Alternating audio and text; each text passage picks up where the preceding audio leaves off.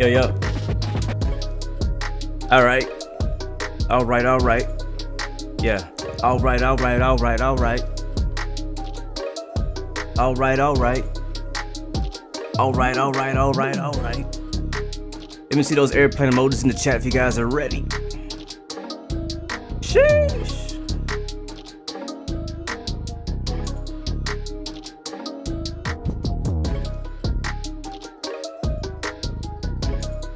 Ladies and gentlemen, Omaha, Nebraska. Vertical simulations.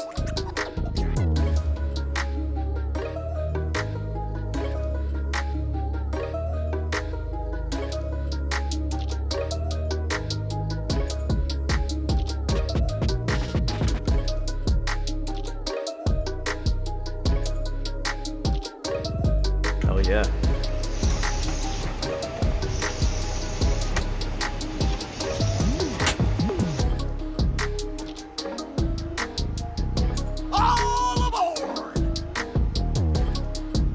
Alpine LT, thank you for the subscription and appreciate you very much. Welcome to the Blue Arrow family. As you can see there on the side of the aircraft, all of the baggage carts are empty. That means it's time to roll.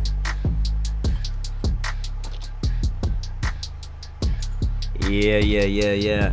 What is going on, beautiful people? Welcome back.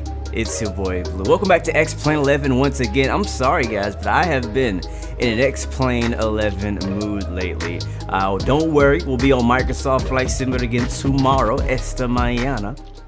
But as of today and yesterday, we've been on X-Plane and really been enjoying it. A lot of my favorite aircraft right now are available on X-Plane, and there's a lot of really good, amazing stuff coming out and releasing right now. We got the Totus A340 just dropped a couple days ago.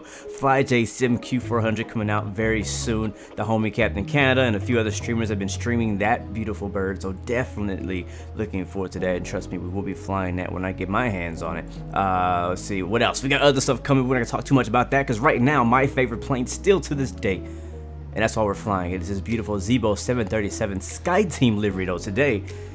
Delta Skyteam to be exact. 737-800 mod from Zibo. Oh yeah, it's about to go down. Today's situation is last night the pilots reported that the APU has failed in our Boeing 737. So we got two flights today. Right now we're in Omaha, Nebraska, Kilo Oscar Mike Alpha, and we'll be going to Minneapolis first, KMSP, and then our final stop, if all goes well, will be Chicago O'Hare, Kilo Oscar Romeo Delta. That's the plan today. 2 legs. We will be on Vatsim. Matter of fact, we're on Vatsim right now. We got the Sky Chef Air Catering getting us some snacks on board. We got the bags already on there. The ground crew is ready. Midnight Maverick is our air marshal today. We still need a co-pilot, and a few other positions in our flight crew to fill, but it's gonna be pretty cool. So basically, as I said, we're not gonna have APU power at all for this whole stream. I've turned it off, I think. Yeah, I think I activated the failure for APU. Matter of fact, let me just go and double check, because I'm saying that, but I did just have to restart Microsoft X-Plane, and that may no longer be the issue. So let me just make sure that I have set up the scene as I was proposing to. Sorry for the little, this kind of breaks us out of character here for a second, but you know, it happened. Let's see, what was it? Instruments? No, systems. Yeah, it's in the systems. But feel free, guys, to fly along with us if you like. You do not have to fly with your APU out. That's just what I'm doing today. I don't know where it's at. Electrical equipment. There it is. APU failure. Not fire. Thank God. Just failure. All right, so that's gonna be off. In-op. Can't use it at all. We don't have a choice. So yeah, it's gonna be good. Captain Chemtrails, top of the morning to you, my friend. I might just need your help today. We got a real life Delta 737 pilot in the chat today. Got to meet him in San Diego, and he's been a friend of the channel for a while. So good to see you with us today, man. Rocking the Delta Skyteam livery today. Gonna be trying out some air starting with the ASU. With no APU and some cross-bleeding engine starting too. So hopefully you can give me the thumbs up if I do it right, if you're able to stick around long enough. But anyways, guys, before we get started, I do have to give you guys the shout out as you are walking into your seat. Captain No Gear, welcome to the stream, my friend. It is all good. I'll see you later, my dude. I'll do a boss up to the stream. Chip Sing Pilot is our flight engineer today. So let me go ahead and get you down for our flight engineer. We'll definitely need you today, man, because the APU is in op, my friend. We'll probably get it serviced out in Chicago, even though it probably realistically would have to go to Minneapolis or Atlanta. But we'll just simulate that, you know, our friends at American Airlines are going to help us out in Chicago. So flight engineer says me Chief Sim Pilot. Oh yes. Anybody else excited for the Q400 out there? I'm actually much more excited about that than I am about the 340. Chief Sim is on the manifest now.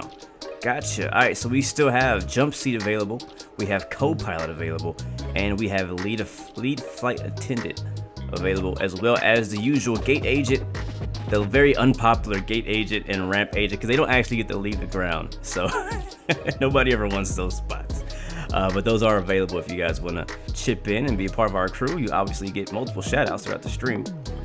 That's the perk for it. But I mean, did I miss anybody in the chat? Flying Emu, good day, my friend, from Australia. Good to see you, my friend. Let's see, who else? Who else? We got to get going. Wyatt Chambers, thank you again, my man. I think I already said hi to you, but just to make sure I did. Phoenix J is in the jump seat. I got you, bro. How you doing, though, man? Hopefully you're doing well out there. Our man Phoenix J is in the jump seat. Oh yeah, you're gonna enjoy it, bro. You're gonna enjoy it. Rudy Salt, welcome to the stream. What do? Literally nothing. You just watch and enjoy. German CGN, welcome to the stream, my friend. Good to see you. Oh yes. Oh yes. All right, let's just get things rolling as people are boarding. We already got the doors open. Let's go ahead and kill the music, the boarding music. We'll bring it down. What do you guys think? I'll let you guys decide today. Usually I shut the music off during the startup process. But let me know if you would like to have a little bit of boarding music. I can turn it on and leave it very low. Or if you just enjoy the sounds of Zibo. Let me know in the chat. And either way, I'm happy. I love the sounds of Zibo. That's all I need to listen to. So, we haven't done much. I don't think I did the IRS because I did have to just... Before we started our stream, I had to restart X-Plane. So we'll get our IRS started. We'll go down here. Get the window heat on. Again, we're on GPU power right now. And we'll make sure that that is actually connected. Yep, GPU is connected. Door is open. Got the cargo bays. Cargo bin are open. Let's see. Yep, passengers are boarding. We'll go to fuel. Payload in today for this flight. Very short flight, by the way. First leg is to Minneapolis, KMSP. It is going to be a 49-minute flight. Only need 13,465 pounds. I thought I said kilograms. 13,465. We'll pick up some more fuel out in Minneapolis. We won't do any tankering today. As far as our layout, when I flew Delta last, it was nice and comfortable. We can go like the 100. We're gonna do the 160 configuration. Lots of leg room for everybody. Yeah, 160. So less passengers, but more leg room. You gotta love it. All right, so 16. It's gonna be a full flight though. Absolutely full flight today on this Wednesday, on this hump day. Let's see. 3-6, boom, and 3-6. You know, Thanksgiving's coming up. And it's gonna be real busy at the airports pretty soon. So we're gonna do let's say 400 in the front and 300 in the back. That looks good to me. And we'll go back here and fuel up. I need to change what the pounds. Is it not in pounds? Oh snap! That would have been a big problem. I think that's under general. Next page. Thank you for catching that.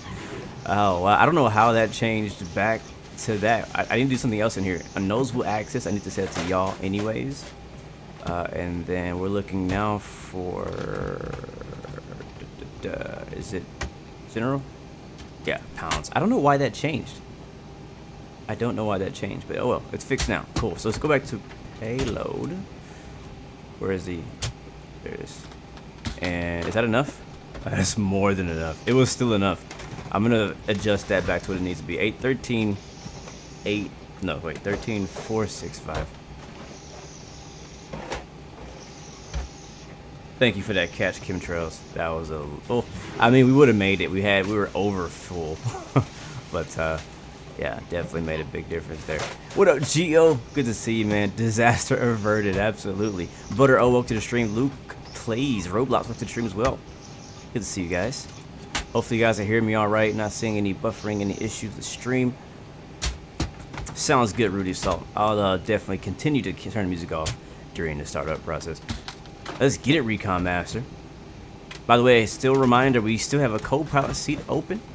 And what else? And the lead flight attendant is still open. So if anybody wants that, call it out. All right, so let's see.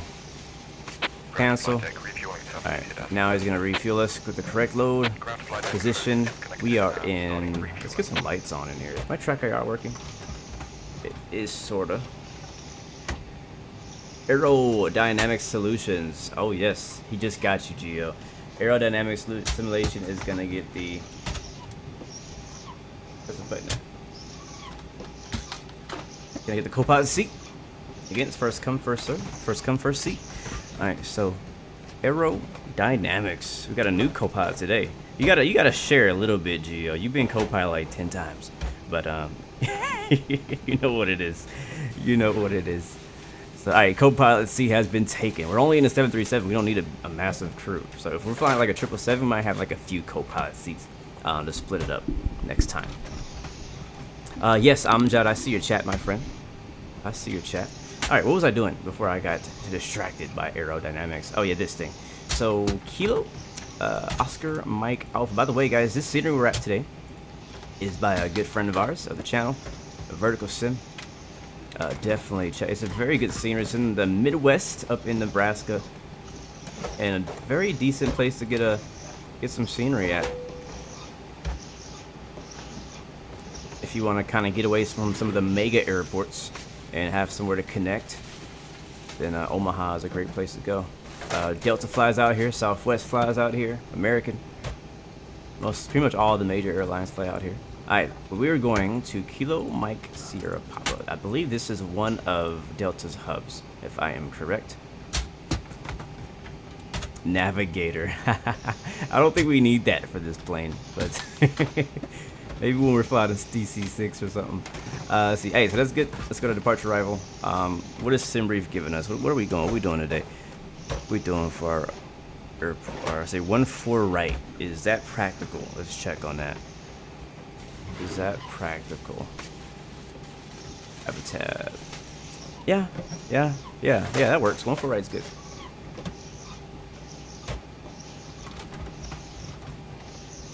Next. Boom. Boom. Delroy White, welcome to the stream, man. Good to see you. Welcome back. Welcome back. Welcome back. All right, so 1-4 right is fine with me. No departure, again, super short leg. We're literally gonna take off and hop onto the arrival into Minneapolis. That is our flight plan. So go over to arrival in Minneapolis, and it's gonna be the Nitzer 3. Yeah, Nitzer 3 via ROKKK, and that is our whole flight plan. That right there is our whole flight plan. Which ROKKK? I'm not sure which ROKKK it is, but via a ROKKK, basically. Not IROK, not the ROKKK, but a ROKKK. Alright, so we are going to be landing, possibly, on runway 12 right. Ground flight deck fuel is all loaded up, and you are good to go. Thank you, Mr. Fuel Man. You know what? I think we need a fuel person. Let me add that to the crew list for the below the wing people. A fueler. Who wants to be the fueler who just left us? We will need the fueler one more time when we stop over in Minneapolis. So I'm gonna add that one because I feel like that's a very core piece of the operation that we need. So shout that out right now. Dwayne the Rock Johnson. Yes, we'll be making it right. Dwayne. I love Dwayne. Oh man. Yes, I know. Gio was a fueler in real life. That is true. So I would assume he would take. I usually just give him that position anyways because he knows what he's doing. But I'm give somebody else a chance. All right. So was it 1-2 right? We said. A little bit off subject, but am I gonna get the queue for 100? Yes. even if it's $90. I do plan on getting the Q400. Based on what I've seen in previews and things, yes, it's that plane is for me. That plane is for me. Sacker, welcome to the stream. Let's go to Krug. I assuming Krug is gonna be the transition we want. Is it? Is it? 1, 2, right. Sorry guys, I'm looking at charts that you can't see. We're going to KMSP. Maybe we should do Novia. Krug. Yeah, we don't want Krug. Krug is not what we want. We want Patton. Yeah. Based on where we're coming in from, we don't want the other waypoints. So, all right, let's hit the execute on that. And that is good. So route is done. We've already gotten our fuel, so we can go and boom, hit that right there. Our reserves can be 1.6. Again, this is just a made-up number because I never know what to put in the reserves. So I always just put 1.6 in there. Cost index is actually 1.7.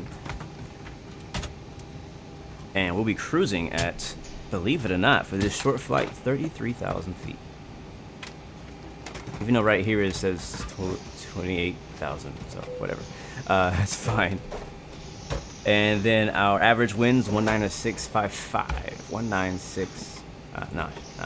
Slash 55. That's gonna go under cruise wind, and our ISA dev is gonna be +7. Boom. Execute that. Hush. In one limit. I probably should pay attention to whatever it's trying to tell me. We'll look at it later. Flaps 5 for takeoff today. Is our CG. Bam.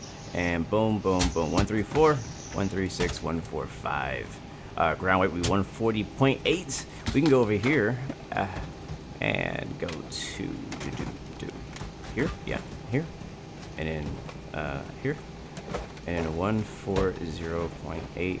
That's our takeoff weight. Our CG is 26.2. Again, I don't know what this screen does. I just know that I have the numbers now. That's all I know. 1-4 right for departure. Winds right now, and that's something we need. We need the freaking winds. You know what else we need? We need a weatherman. I keep thinking of more positions to but we ain't gonna have enough people watching this stream. We're gonna have like 500 positions. People gonna have to start getting double tasked. Like, all right, you're the weatherman and the co-pilot.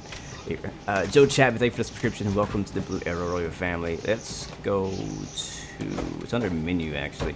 Menu, D-Link, AOC. I'm gonna grab our weather here. While we're doing that, let's go ahead and finish up the boarding process. And again, we don't have an APU. I was just about to say, let's start the APU, but we don't have one because it doesn't work. It's inop. It's broken. It needs to be fixed. Maintenance knows about it, and they're gonna fix it in Chicago. If we make it that far. So seatbelt signs on. What does that button do? I don't know what that button does things. The captain has turned on the fasten seatbelt sign. Please recheck the security of your seatbelt. Let's go ahead and do the cover for the battery. That's important. And yeah. All right, so let's finish up with this weather request. Like to welcome you on board. We are in KOMA. We're ready up front. Everybody's closed up outside. We're just waiting Send it. to get some of our performance. All right. Can you be the baggage handler? Yeah, I got you, man. We'll just consider you be ramp. So Amjad is our ramp agent, aka the baggage handler. You know, I started wearing gloves at work. My first week working on the ramp, I didn't wear any gloves. But you get really dirty because all the bags are sitting in the cargo bin and it's dirty in there, and they're thrown around and all the different places, and everybody's touching it, you know. So now I put gloves on. Not regular gloves though, like industrial ones, because you need those. All right, so 2964 is the altimeter, and the winds are 140 at 12. So let's go here, 140/12. Enter that. Outside temp. I wish this was in Fahrenheit, because I never know what that, like 13 degrees, is that hot? Is it cold? I don't even know. No clue. Alright, 2964. 29.64. We're probably going to skip all this for the second flight. I'm probably just going to completely skip over all this. So we'll be taking out flaps 5. The rest of that is fine, so that's cool. I'm loving it, man. I'm loving the ramp life. Seriously, I really am. I really do enjoy it. I'm off until Saturday, so I'm good to take a little bit of a rest break. But other than that, we're good to go. So, all right, so 1-4 right. Let's get the pushback truck out here.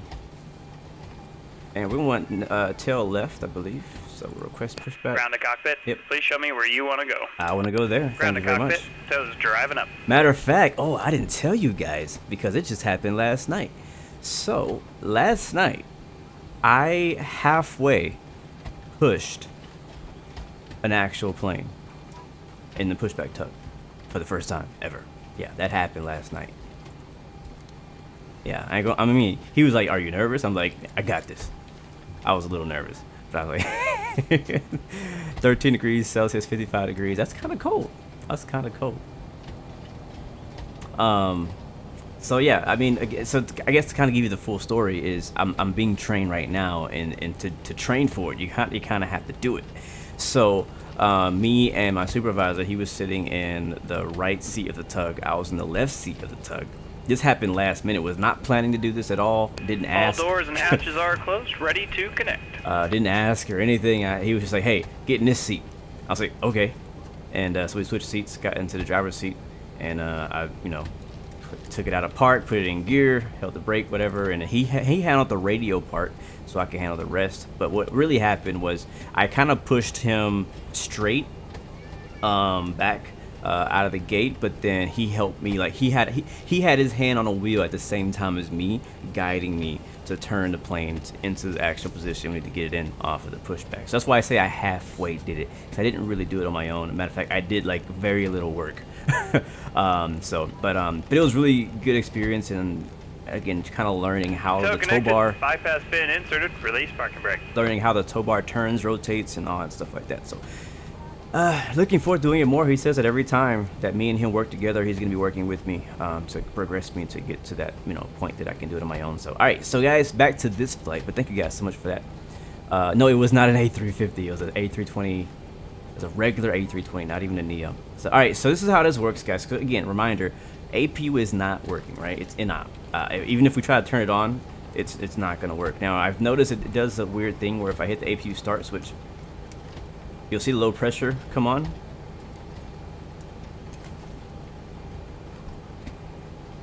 Wait for it. So usually you have to wait for it. It'll start climbing the EGT, and then we'll get the blue light here on the APU gen. And I think we'll see if it climbs at all. It might give us a fault, but it also might not. I don't know where in the system the actual fault is, but I did fail the APU, period. So it shouldn't work correctly in whatever way it is. Yep, no oil in the APU. Yeah, that's what happened. We didn't put no oil in it. Yeah, it's a little bit more than just backing a tractor trailer, to be honest with you, Gio. I mean, it is, and I get it because you're an actual truck driver, so you would understand it much better than I would. Yeah, so look at that. The APU is just not turning on. We're not getting any EGT, nothing, nada. If I try to turn on APU bleed, we're not gonna get anything over there either. So APU's an op, so we can actually just shut that off. And what we need to do is, let everybody know on the ground, hey, we need an air start unit. What's gonna happen is Amjad, who is the baggage handler guy and the ramp guy down there for our stream today, he's gonna have to, well, first of all, we need to clear all this crap out of the way. I forgot about all this stuff. Let's get all this stuff out of the way. Just show control widget, drive away. So we're gonna move all the baggage trucks. That's our homie Amjad down there moving all the baggage cards. The air catering is gonna move out of the way. And then once we get all of that out of the way, we can actually pull the air start unit up. Now the air start unit in real life is freaking massive. Let's go over here to ground services, doors, shut. And we're gonna turn on the beacon light. There we go. So right now, this little unit down here is the GPU. So the GPU at my where I work at is actually attached to the jetway, like it's underneath it. So we don't have like a little thing, like a portable one. It's attached to the jetway. So we have a big cord that goes underneath, and then it hooks up to the side. And an Air 320 is right underneath the nose. I I guess on the 737 it's on the right side of the nose. I think the CRJ also has it on the right side of the nose. So now that everything is cleared out, let's go back inside to our ground services panel and click on ASU, the air starter unit. With a larger rollerboard, please place it in the overhead. The air starter unit is now here. And it's this thing over here. The sim doesn't really give it justice to how massive this thing actually is. It's massive, it's loud, and when you turn it on, there's a massive black cloud of smoke that comes out of it. Like, it's crazy. I haven't actually used one. I've seen it used, but I haven't used one yet.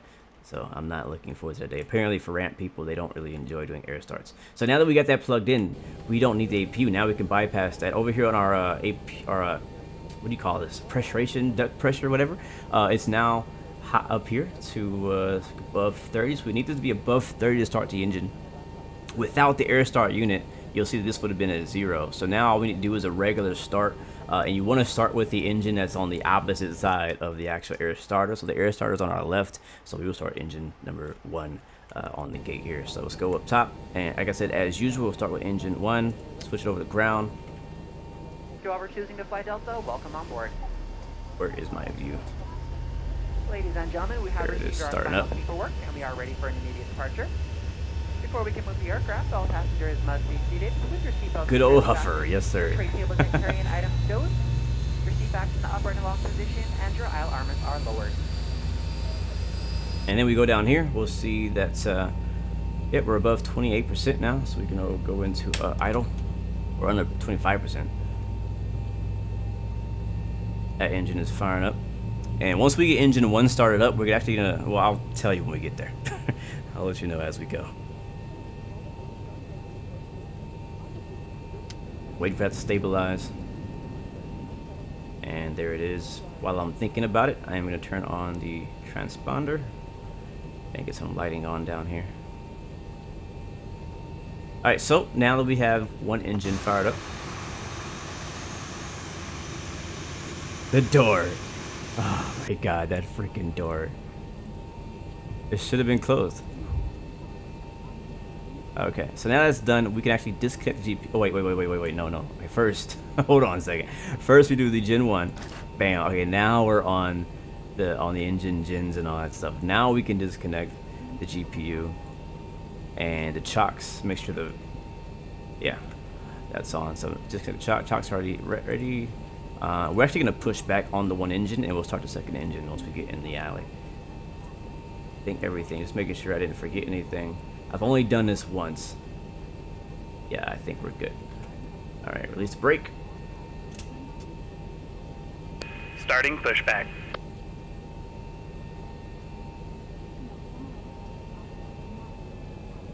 Oh, my fuel pumps are not on. Whoops. Yeah, it didn't stop me for some reason. But it worked. Engine started up without fuel pumps. That's always interesting. Alright, so we're pushing back. On one engine. Pretty sweet.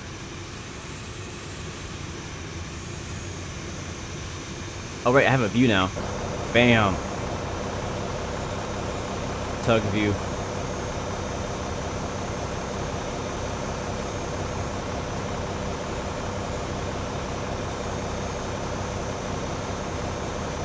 So we're actually gonna wait until we pushback is complete. Now, Captain Chemtrails, you can correct me on how you guys would do this, in what sequence, like when, where, because I don't know.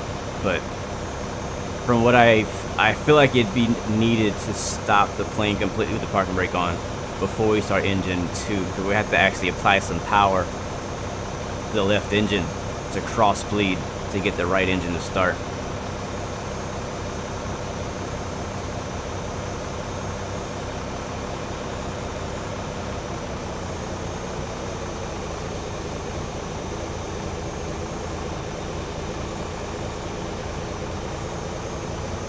I'm looking forward to learning how to use this type of pushback tug as well. We don't have this one at my company. We have the tow bar one, not the lift them up one. But land is good to see, man. Stop and coordinate. Gotcha. Set parking brake. All right, parking brake. Set.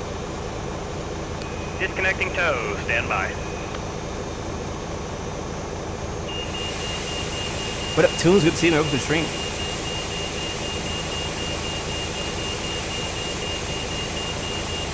Yeah, it makes sense, chemtrails.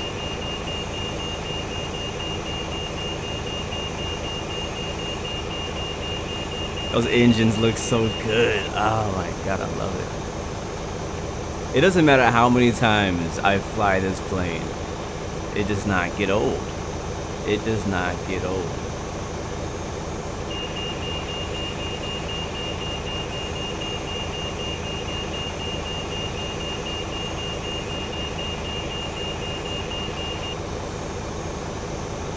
Show is disconnected, bypass pin has been removed. Hand signal on the left, we'll see you next time and have a safe flight. Da Vinci, what? That's freaking crazy. You used to do this exact job at this exact gate? That's nuts, bro. What a small world. That's so cool though, man. Alright guys, we out of here. That's so cool. Alright, so the ground crew was giving us the good to go to start engine 2. There's no one behind us. No planes behind us, nothing's behind us. We're clear to start 2. He's showing us the gear pin over there. It's always important. And so now, to start the other engine without APU, I'll have to do a cross feed. Thank you very much, Foggy Canadian, for the follow. Welcome to the Blue Arrow Royal family. I would love to do more stuff like this in other planes too. Anyways, alright, so we need make sure this parking brake is set, which it is. But if your vest doesn't have a tab. Alright, park brake is set. Gen 1 is on, beacon is on.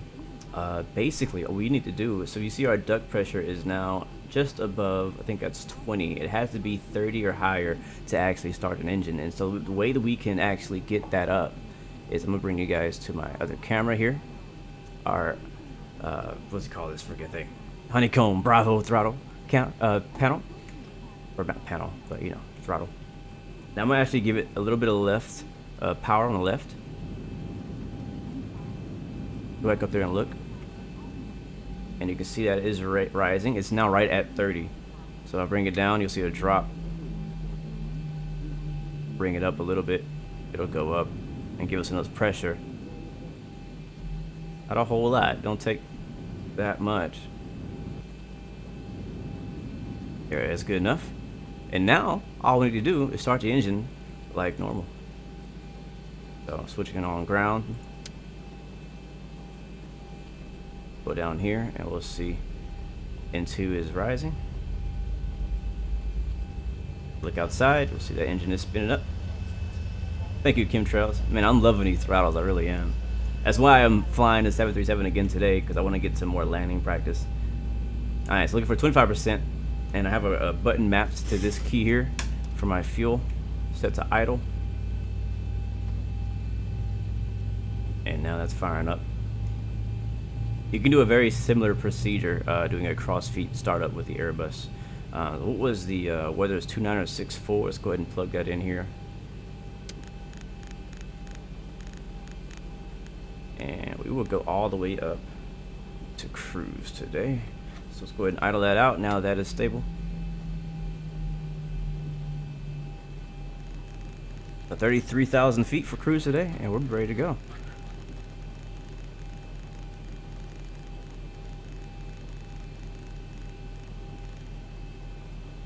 You're glad your honeycomb's under your desk? I don't know how I would go about that, to be honest, because I would prefer both my honeycomb yoke and my throttle to be like much lower, but I don't like. First of all, my desk is at a height that I don't think it would even fit between my legs, and yeah, so it would be nice. I would prefer it to be much lower than what it is. So anyways, let's get out of here, guys. So I am gonna undo the parking brake, put in some flaps. It'll be flaps 5.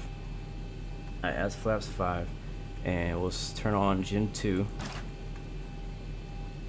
Pro heat, yaw damper, packs can now come on, and taxi lights.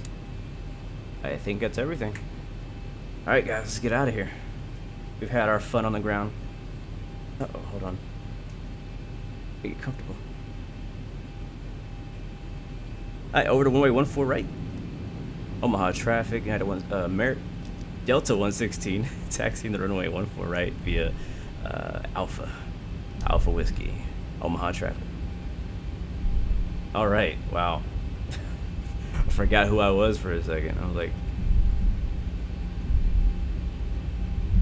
that's my view like offset.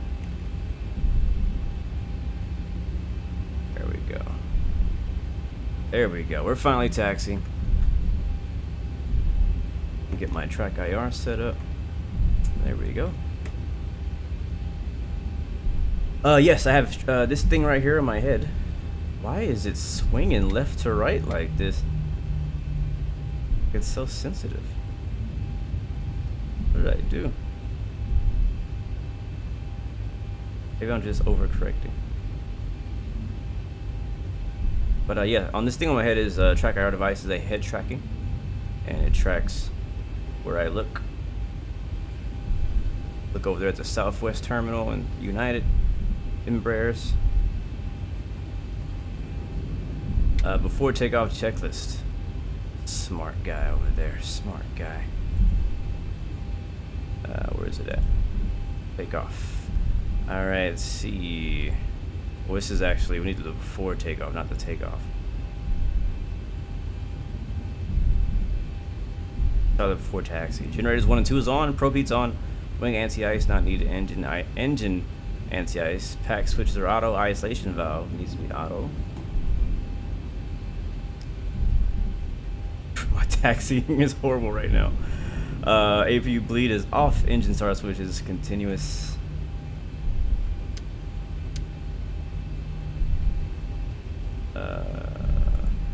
Ground equipment clear. Yeah, we've done it already. Flat levers set. Flight control check.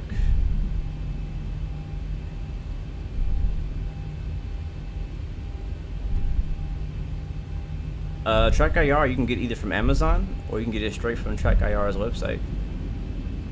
I think it's about the same price either way. It might be cheaper on Amazon actually.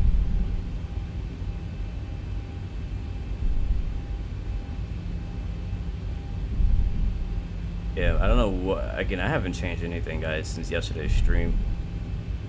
So I don't know why my yaw is so sensitive today. But runway is right off our left side. Again, it's going to be a very short flight. It's only 49 minutes from here to Minneapolis. Neiman, what's up, man? Good to see you, bro. We missed you, man. Oh, auto brakes. Yes, sir. RTO. The all things that I remember are the unimportant things, like the lights. Everything that I remember to do is all the unimportant stuff. Anyways, we are taxiing at 30 knots. Nothing to see here. Transponder is Charlie.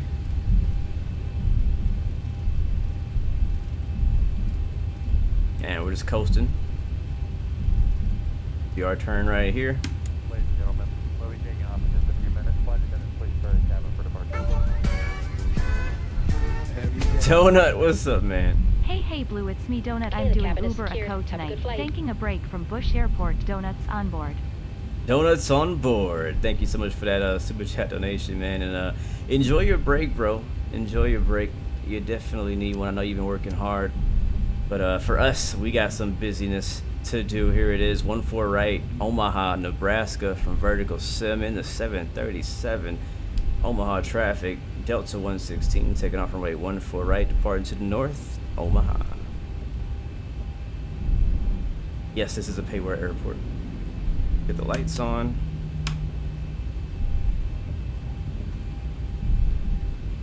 And strobes on.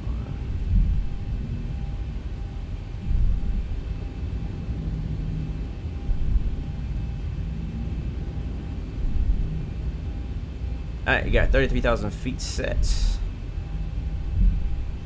We taking off and basically making a U-turn here. There's no departure at all. So we're just gonna follow the flight plan. Oh wait, there's a discontinuity. The very first thing on here is a discontinuity. Yeah, let's go there. There we go. Let me double check. Yesterday I forgot to do a perf. Yeah, that's good. Alright, cool. Good, ready to go. Make a left turn out of here. Let me set this heading.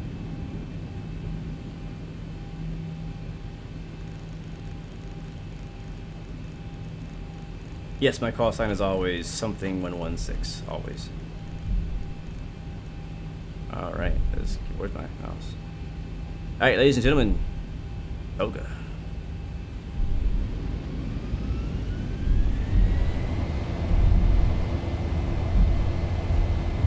Power set. Right at the red line. Airspeed is alive. 80 knots. 80 knots. There's 100.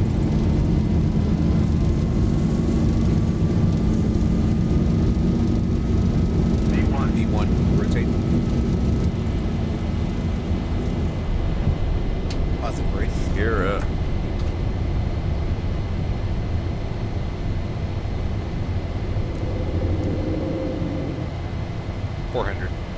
Alright, to the left.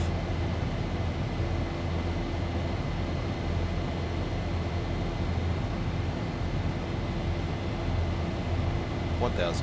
Good to know, chemtrails. Will do. Sorry.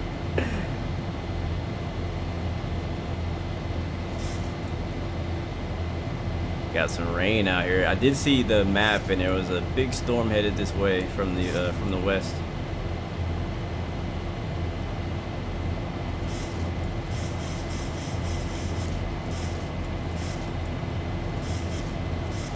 I'm gonna fly by hand for just a little bit. Alright, we're good for flaps up.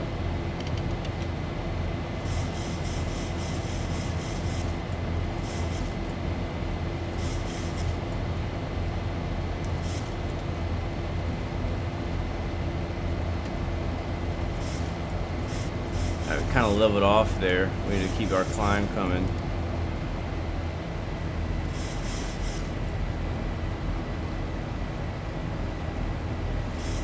Can't see anything out the window.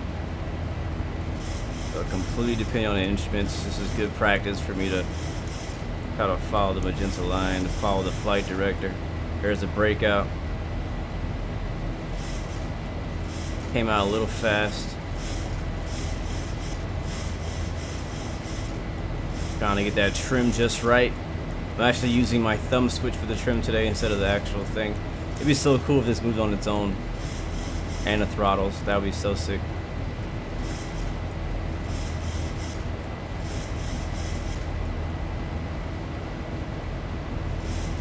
VNAV.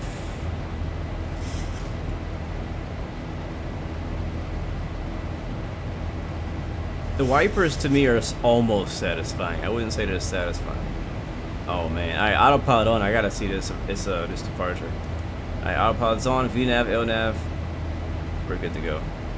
Gears up. Flaps up. Passing 8,000 feet. Oh, look at that. Flying out of Nebraska. That's that Nebraska ortho right there. That middle of nowhere ortho right there. That's what that is.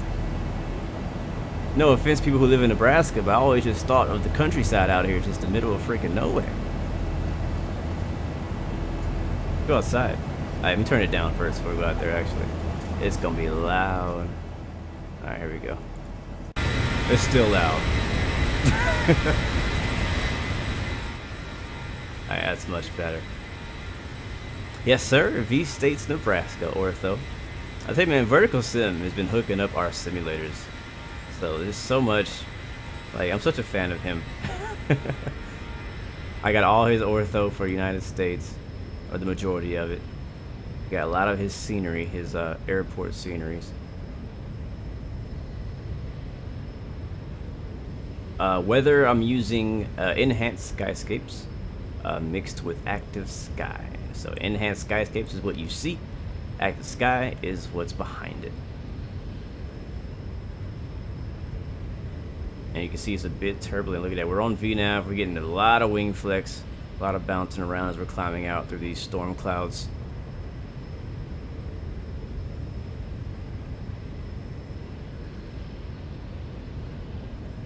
Also getting some stutters, honestly, getting getting hurt on the performance here.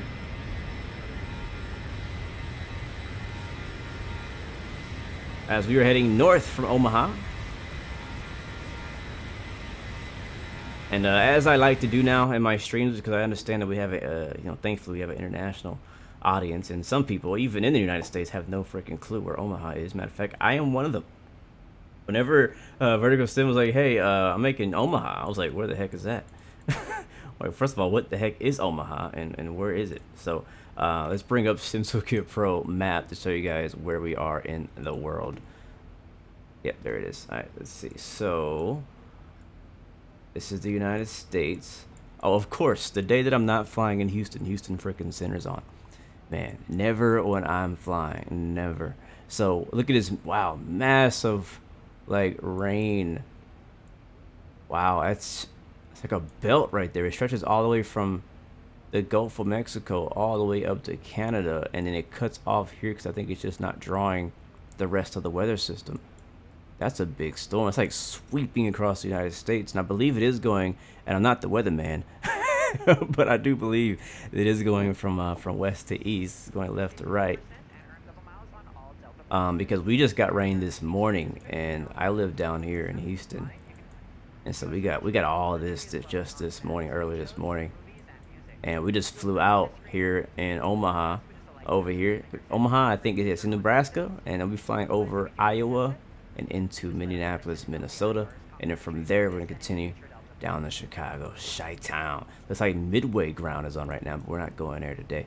So we'll only be in this for a little bit. Won't be too bad. We'll be flying above it for the most part. Yep, the storm snake is exactly what it is. It's a big rain wall. So I wonder, like, is it gonna, like, you know, fade out? Like, how strong is it gonna get stronger as it goes? I know one thing: if you're on this side of this storm, that this made Houston pretty cold this morning. Not cold, but like chilly cold. For us, it's cold because we always hot. But yeah, so it definitely made a big weather difference. So I think you would call that a cold front. I think I need to brush up on that. I actually did learn a lot about cold fronts and warm fronts and kind of all the different weather stuff in my ground school training for real world flying, but I forgot about all of it because I just wasn't using it. I'm not flying, so I'm not using that. I mean, I'm flying in the sim, but it doesn't matter as much. So anyways, that's us. I don't see my plane. Oh, there it is. Is that us? Is that us? Is this connected to my sim? Let's see. Oh, it's not. Captain Kim Trails. Just wanted to say thank you for bringing quality work to the simming community. Thank you, man. Appreciate it so much for the super chat donation, and thank you for the props, man. Thank you so much for what you do as well for the sim community, and definitely love to learn a lot from real world pilots. And you know, kind of my goal is to be, you know, as realistic as possible. And again, I'm not a real world 737 pilot. I'm not a real world pilot in general, but I know a lot of stuff. But I learn all of my stuff from YouTube videos and from real world pilots. So anyways, we'll take that down and continue to enjoy the departure. I just want to kind of show you guys what the weather looked like around us, and also where the heck in the world we are. So I'm turning this on and then this off. There we go. All right, so nice departure out of Nebraska, Omaha, Nebraska. What program was that I was using? It is called SimToolkit Pro. Completely free.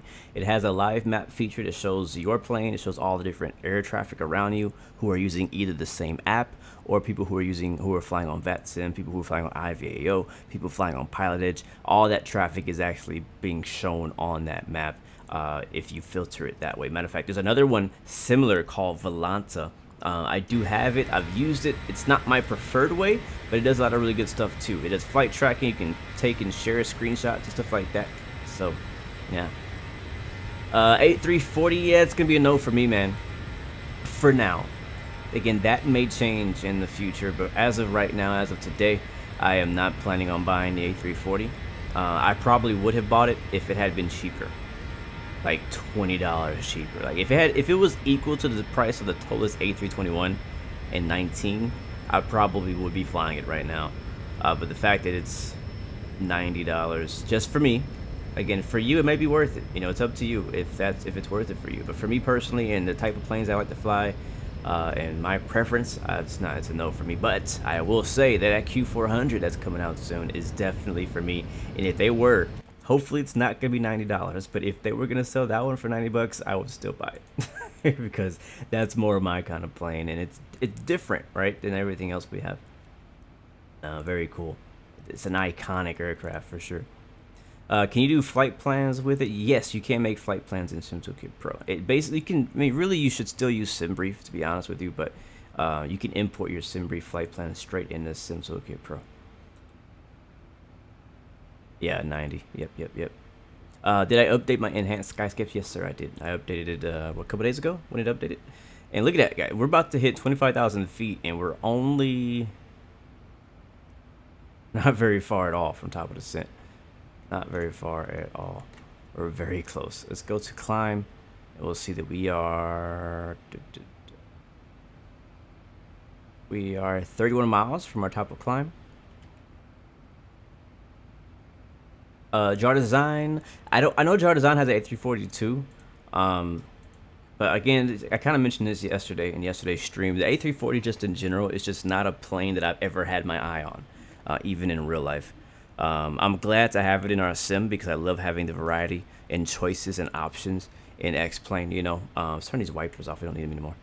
But it's just never been a plane I had my eye on. Like, it's not something I'm not something I'm gonna fly enough to justify the price that they're asking for it. So again, that's just for me. So.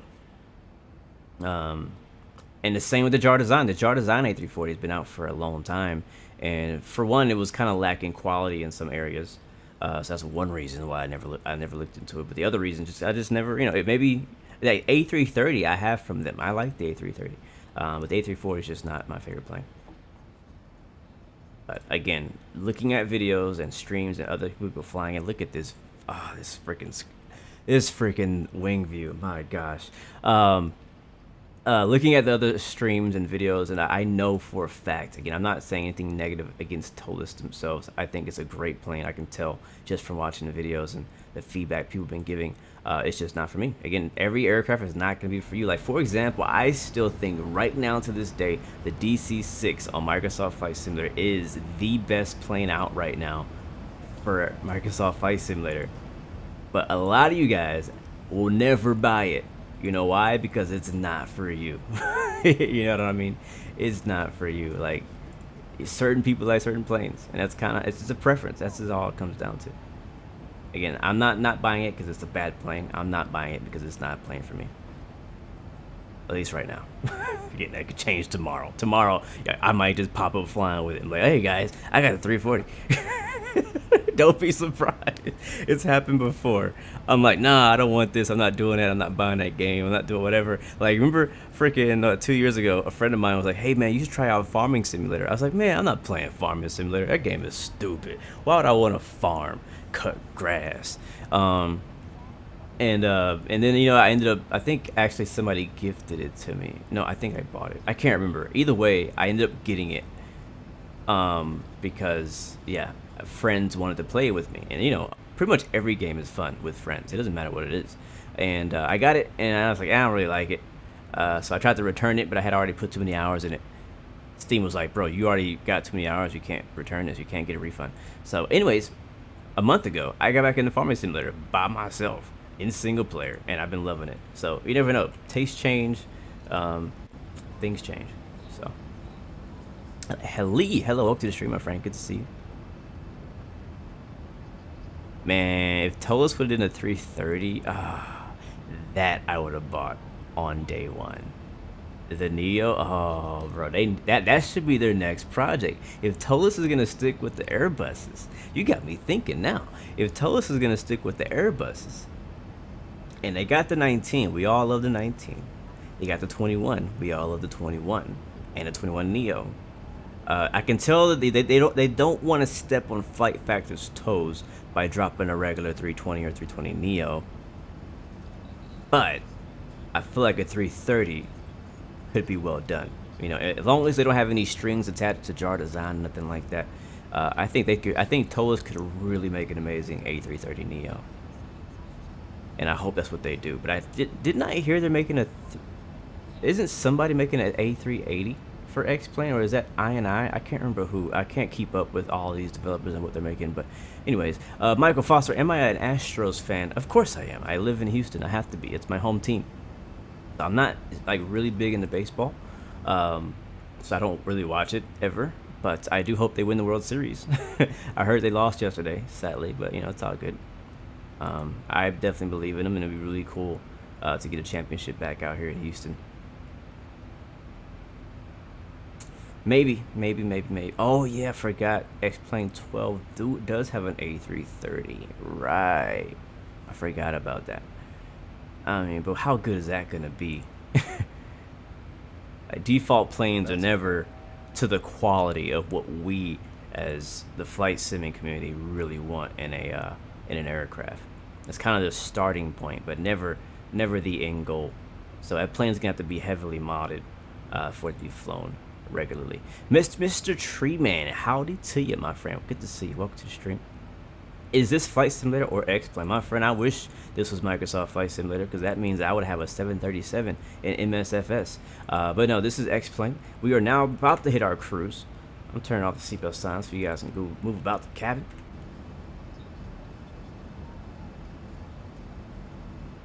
And wait, the call will be cruising for like 10 minutes. Literally 10 minutes.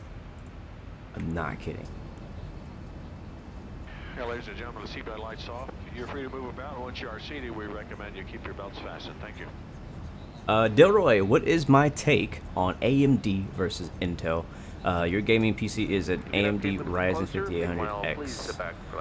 I don't really have any opinion, to be honest. I don't know enough about that stuff to really say which is better. I believe I have Intel, but I don't actually know. I don't even know what I got in my system right now. That's how little I know about AMD versus Intel. But if you got advice, let me know, because I'm definitely open to learn. You can't believe the Astros beat the Red Sox. I did watch a piece of the game while I was eating with my dad, but that was it. I didn't tune into the whole thing. But yeah, I'll definitely be watching the end of the final game. That's probably as much as I'll watch. The new Z06 C8 Vets. No, I have not seen it. Are we crashing? No, we're not crashing. That bank angle scared the heck out of me. We're cruising, descending in 58 minutes. That's very close. How low do we need to go? That's a question. We're going down to 8,000. So let's preset our altitude down to 8,000. Descending already into Minneapolis.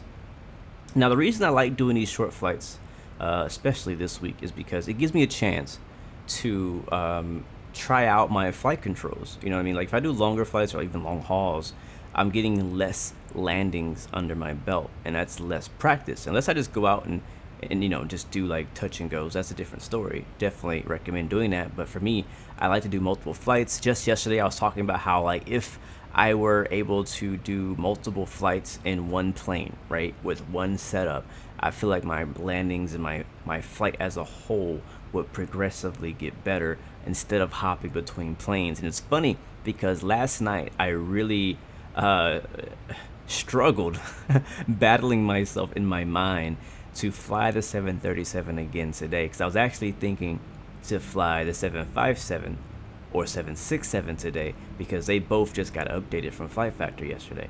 I was like, oh, I could fly that. That'll be fun. Right? But yeah. And then I was also thinking about flying like because the flights we're doing today are so short, I was like, what if I just fly like an ERJ or a CRJ or something like that? So I was like, you know what, no, let's fly the 737. Let's try to learn how to do the air start thing, because that sounds fun. And yeah, that's what we're doing today.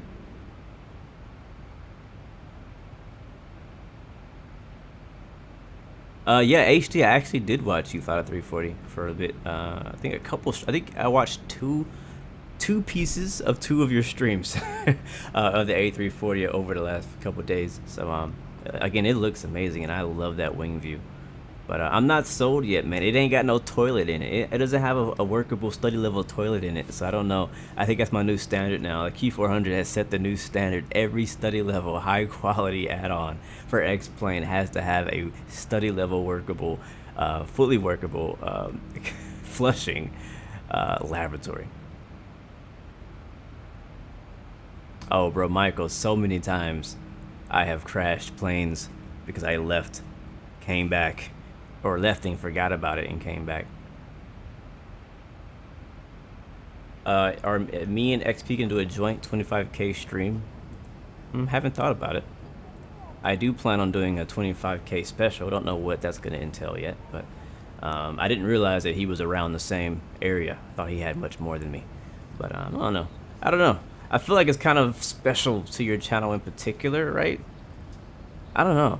I don't know. I haven't really thought about it. I'm not against it. I'm always down to do, like, you know, collaborations and joint stuff. And me and him are pretty good friends, so I know something like that would definitely probably work out. Maybe we could, you know what? Maybe we could do. Let me think about it. So ideas are popping up in my head. But we'll see. That's a good idea, though. That's not a bad idea. Lee, how is the new place? Well, it's not new. It's this is my dad's place I'm staying at right now. Me and my wife moved back in with him for a bit. But yeah, we settled in pretty good. I got all my stuff in here. I got like a room, like an office-ish bedroom.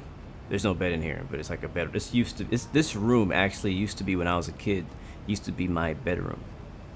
Where I wouldn't say first started simming, but yeah, when I was a kid. But so pretty interesting how now I'm back here again as an adult with all my hardcore flight sim hardware in here. 747 forever. Yeah, man, appreciate it, man. Again, that was a good idea. Yes, Microsoft does have a 737 Max, but you know, it's not this plane. All right, we are almost to our top of descent. It's coming up in 20 miles. What view? Let's get an outside view over these beautiful clouds out here with the Delta Skyteam livery. That thing looked nice. Let me see if I have an animated view. Let me see. There we go. That's something. That's something special. What is my average FPS with a Zibo? 30. That is my, like, seriously, like, that's my goal. It's 30. My current setup.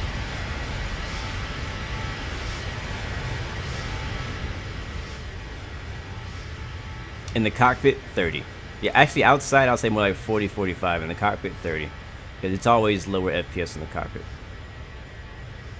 Sounds good, Midnight Maverick. Bro, things are going pretty well, my friend. Pretty good. We're cruising, just about to descend down into Minneapolis today. But so far so good. We had a successful air start. Again, the APU is still in op, so we're not being able to use that. Hopefully we don't have any, you know, failures that require an APU to be turned on at any point, but I'm not expecting that. How did I create this view? Oh, glad you asked. This view right here, like, I'm hands off and it's doing all of it on its own. I use X camera. So I was talking about X camera yesterday and about, like, the benefits of it. This is one of the main ones for me. Is without X camera, you can make, like, you can make this, hold on. Without X camera, you can easily make all these wing views. You don't need a third-party application to make, or any coding knowledge to make special wing views. That's all built into X-Plane. That's the beauty of X-Plane. But if you want animations, right? Well, for one, you can have a whole lot more views. So I have a ton. Like, look, all these are preset views. I'm just scrolling through them right now. I'm clicking on there's a plus. Yeah, all these are my preset views. There is like hundreds of them.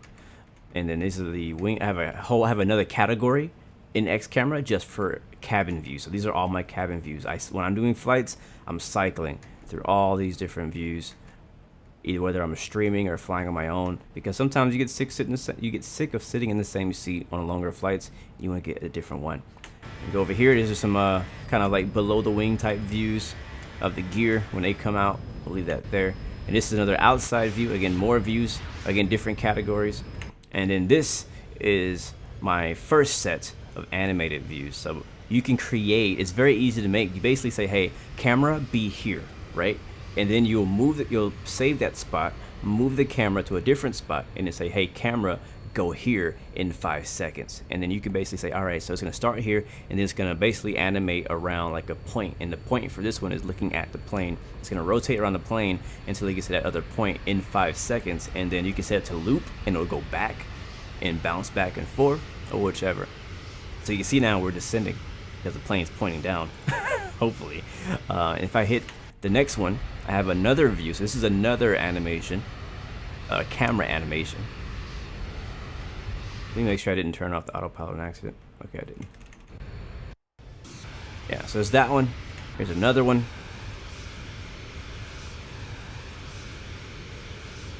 Yeah, ramp job is pretty cool, man. I like it. I would definitely recommend it to anybody who is a aviation nerd kind of person. So this is a rotating camera. Have any more? There's another one. So this is what I usually use whenever I'm making like cinematic videos, stuff like that. You can say it's very helpful. But yeah, back to what you were saying, Maverick. Yeah, I recommend the ramp job. Again, it's kind of the downsides to it. For me, there's nothing that's really like, I don't have anything negative to say about the job personally, because I guess because I love aviation so much, nothing bothers me. But a few things that are downsides to working on the ramp is the fact that you do have to work in all different types of weather, right? Snow, rain, ice. If the airport's open, you got to be there. Obviously, if you're working with a company with enough employees, you don't have to always be there. So for example, I'm off for the rest of the week because other people are working the ramp while I'm not there. But if you're working on a smaller company where there's like not enough people, you could probably be working every day, every shift, and not get very many days off. And it's actually a big issue at a lot of different airports, especially out in Albuquerque, where they sent me to Albuquerque a couple weeks ago to help them out because they literally only have 2 ramp agents. That's it. 2 ramp agents and a supervisor, and only one of them actually knows how to push. So yeah, so they needed help. So I went out there to help them out on the ramp. Delta also had the same issue out in Albuquerque, and a lot of different airlines are having the same problem. So if they don't have enough help, then it can be kind of stressful because you don't get a lot of time off. But as they're hiring more and more people, if you can get more help, then it takes the load off a lot easier. But other than again, you have to work in all different types of weather, and it's so weird the fact that the first day that I had to work in the rain, I was actually excited. And you know why I was excited? Because I get to see planes in the rain, and it's a different kind of thing. You get to see you can really tell how big the jet blast is in the rain when the runway or the taxiway, the ramp is actually wet, because in the daytime you can kind of see the heat haze going off, but at a certain point the heat haze goes away and you can't see the additional wind being blown behind that heat haze. So you always kind of see the heat haze back here behind the engine. You see it? Yeah, you can kind of see it. You can't see it too well, but it basically, the heat haze kind of ends just behind the engine, like around here. But then the wind pushes all the way back here, like all the way behind, like far behind the actual plane where it is, even when it's on idle power. But whenever it's wet, you can see the waves of water on the ground being pushed from the engine jet blast. This is really interesting. And then also seeing, we're not very far from the runway, so I can see planes landing and taking off from the runway out in the distance while we're working. So I'll be watching 737s landing, and you see them come down, and you'll see the water shooting all over the place when they turn on the reversers. It's so cool. Captain ACQ, what's up? What's the stream, man? If I'm in the Valley Airport, Palm Springs Airport is hiring. Nice, guys. Seriously, if you're out in Palm Springs area, Palm Springs is hiring. Get you a job at the airport, man. Get you some benefits. Also, I'll say this, Albuquerque, if anybody happens to be around New Mexico, Albuquerque, Santa Fe area, they're hiring like crazy. They need help bad. So, I mean, literally they're hiring everybody. Like when I got the job I got in Houston, like everyone got hired. There was only people who didn't get hired or people who failed the drug test. That's it. Like if you're clean, you're good. You don't have a record, then you're good to go. So just FYI, guys. I know a lot of you guys looking for jobs, looking for first jobs, all that stuff like that. Lee, yes, I do.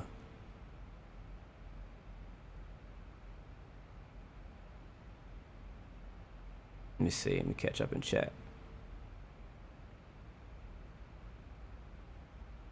Yeah, that's the thing, man. It is hot in the desert, and you're gonna have to be out there in the heat. So it's hot.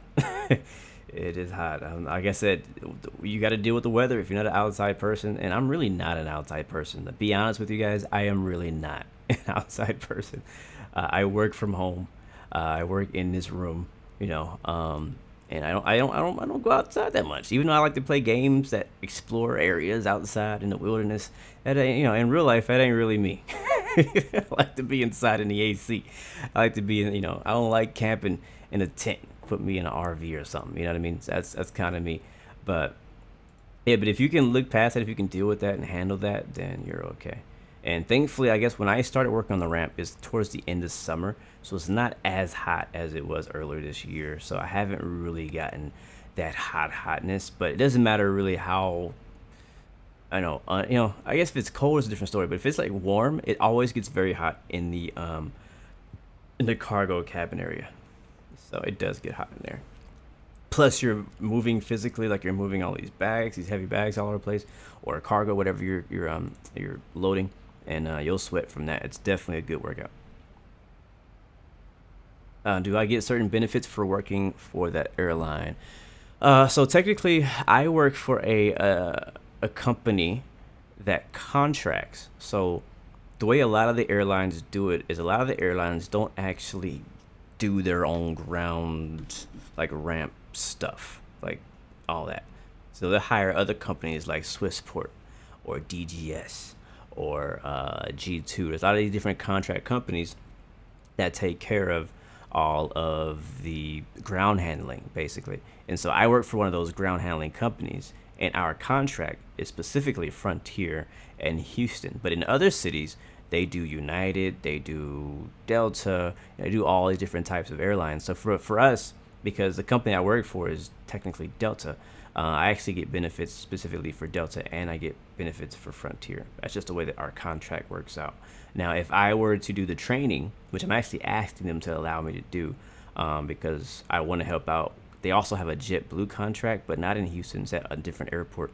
I want to get trained to do the JetBlue contract, and if I get that contract, I also will get JetBlue benefits. So it depends if who you work for. A lot of people, it's good to work for the contract companies, but honestly, you get better benefits if you work for the main company. Like if you work for United, you work for Delta, for Southwest, something like that. Because if you work through the contract company, you don't get as good of benefits as the main company themselves. Like you kind of get lower priority.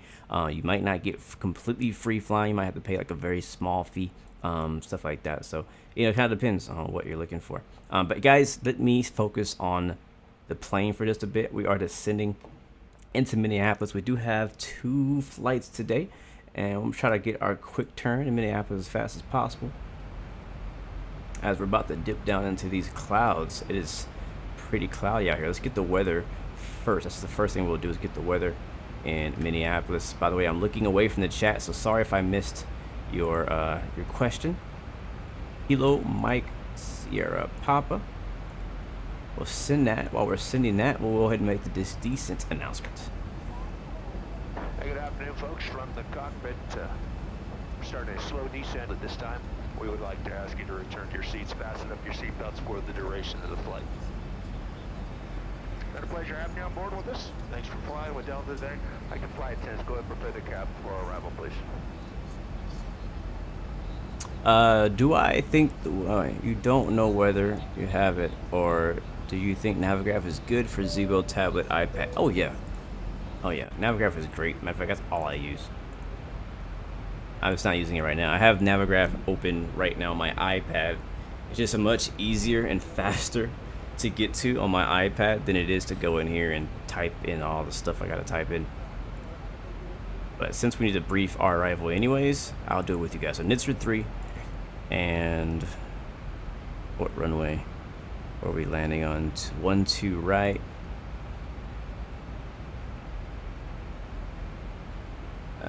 That works. And then we'll get the airport chart, and our last one we'll grab will be the parking gate, and we'll get rid of the Omaha stuff. And the Minneapolis scenery we're flying in today is completely free. I do have a link down in the description. So our first altitude restrictions is at Savage. I like that name. 10,000 feet. Take a look at where we're looking. We're at 10,000. Perfecto. Let's go drop some speed brakes out, get slowed down. And we should get that weather now. All right, weather is 29907. Is that what I wanted? Is that what I was looking for? Yeah. 29907. So out of standard now. 29907. And this is all gonna happen real fast. We are turning. So 10,000 at Savage. and then I think it's gonna have us turn. I think we're gonna go left. Yeah, left down to 8,230 knots, and then to Dole. We also need is the runway 12 right chart for the ILS 110.3, and I can plug that in here.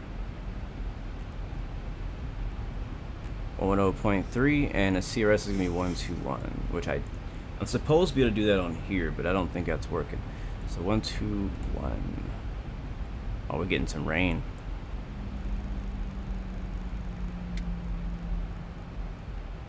One, two, one. I like to back it up on the right side just in case. Just a habit of mine. All right, let's zoom that in. All right, so far so good. We are below 10,000 feet though, guys. So we can drop those land lights once again.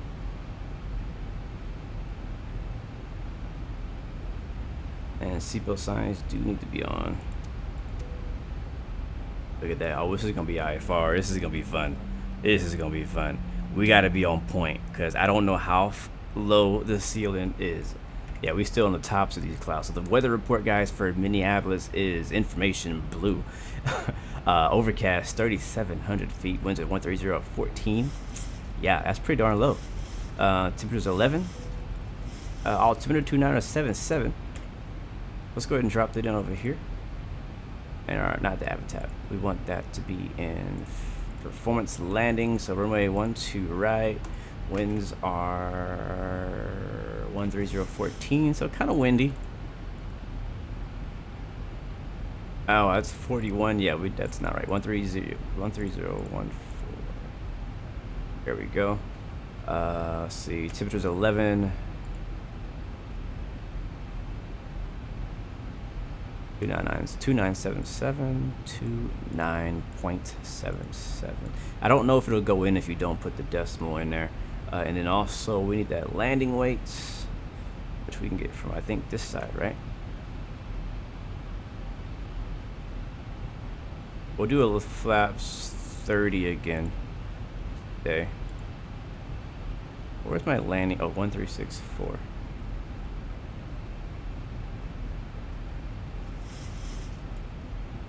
And it flaps 40. Auto brakes will do. It's not raining, but the runway might be wet. So we'll do 3. We'll still do 3. That's true. Everywhere is hiring. Yeah, I was in Albuquerque, and the supervisor was saying that they got a lot of people, like a lot of prospects, to start working for them. The issue was the majority of them failed the drug test, and apparently out there, marijuana is now, what's the word? Legal. But when it comes to aviation, it's still not. So it's FYI. It's because the government says it's legal in your state does not mean that the companies in that state are on the same page. So, and it skids at the 3. We are on left downwind runway 12 right.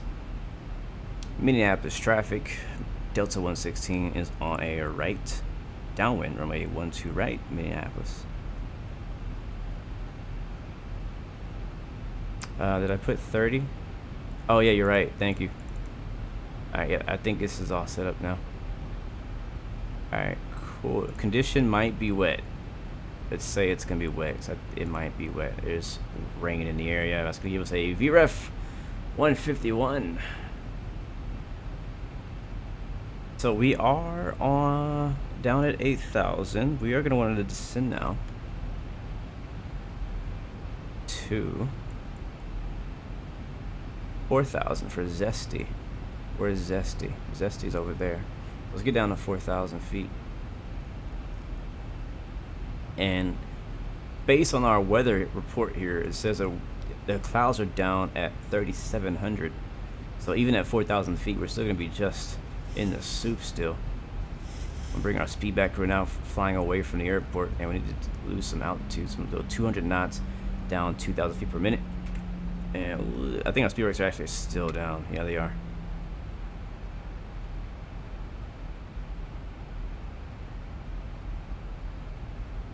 Cool, guys. I'm looking for. I love approaches like this where you really have to like know your. I don't say know your stuff, but you really have to like you can't mess up. Like there's so many times where I come in too high, I come in too fast. You know what I'm saying? Like I can't do that when I can't see anything because I don't know other than, you know, I have to really look around here and see, hey, I'm at 6,000 feet because we could be at 2,000 feet right now. All I know. But it makes it really interesting. But again, guys, if you're just joining us, we are descending into Minneapolis, just about to land. We're on the right downwind, runway 12 right. And we are going to be continuing one more leg over to Chicago after this, as long as we don't have any crashes. So if you'd like to join us on Vatsim, come through. If not, enjoy the ride. Everybody gets a window seat. Hello, Buddha TV from Europe. Welcome to the stream, my friend. El Batpino, good to see you, my friend. Long time no see. Merci beaucoup. Bonjour, ça va? I'm doing real good, man. Hopefully you're doing well as well, my friend. Good to see you. Good to see you. Oh, there's a ground. Okay, that's not that bad. We can see now. Let's go make that right turn.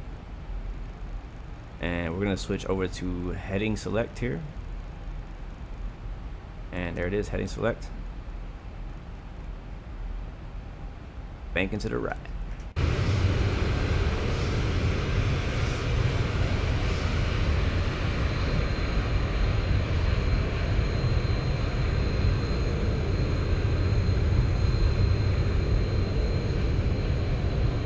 We're almost there. Minneapolis traffic, Delta 116, turning right downwind, or right base, 12 right, Minneapolis. Again, guys, appreciate you so much. Yes, the clouds are enhanced skyscapes. I feel like I might have a command for that, but I don't remember if I made one. Let's go ahead and throw a notch of flaps in there. Just one, just two.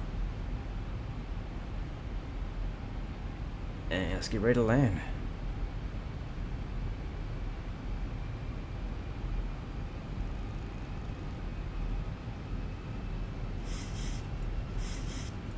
I will leave that on. Could be using it quite a lot. All right, love it, love it, love it. A little bit more to the right in the heading.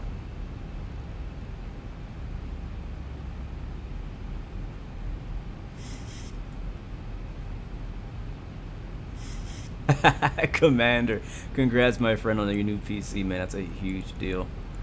It's hilarious, though. You said you got new PC the other day.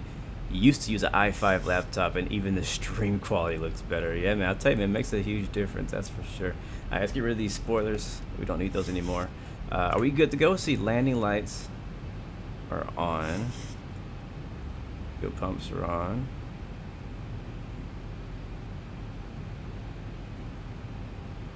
Wing lights, we'll turn those on.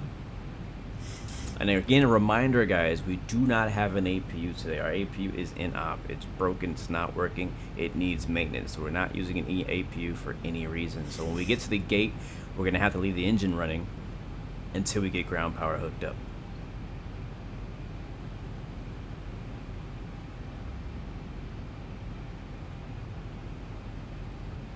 Is that an Airbus seat that I'm in on a 737? What do you mean? No, there's no Airbus seats. Why is approach mode not activating? Uh-oh. What did I do? Oh, here we are. Alright, let's. There it is. I just should grab the localizer. We should be in range of that thing. Keep that turn coming. Yeah, we're way below it. Let me make sure I got the right frequency. What was it? 110? 1103. Yeah, right here it says 111.3, so that's not right.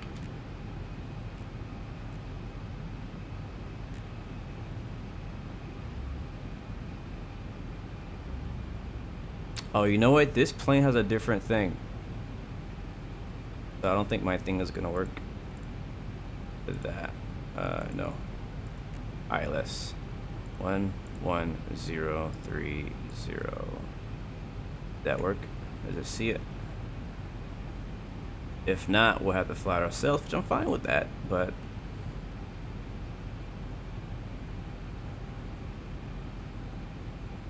yes, we're doing one more leg after this. Minneapolis to Chicago. What am I doing wrong here, guys? How do I get this to turn on? Oh, there we go. Yep, there it is. There it is. Alright, cool. Yeah, it was interesting. I'm not sure if you guys ever noticed this, but different liveries, actually the inside of the plane, the config of the inside of the plane changes as well. Sometimes the FMC has a different button layout, very slight difference. Sometimes like the nav panel here is a little bit different based on the livery you're flying. Like the Southwest one might look different than the Delta one. So it's very interesting that they incorporate that. As right now we're hanging out at 200 knots on final, 16 miles. A little slow, but we're all right. Rather be slow early. Minneapolis traffic, Delta 116 inbound ILS, 12 right, 16 miles, Minneapolis.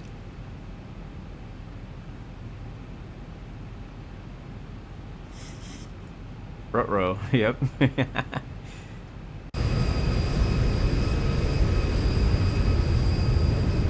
I do have some ortho out here. Where are we at? Minnesota?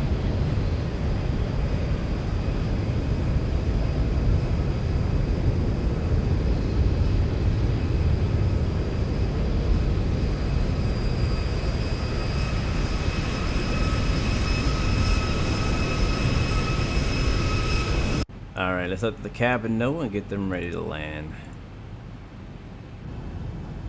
Lieutenants, please prepare the cab for arrival.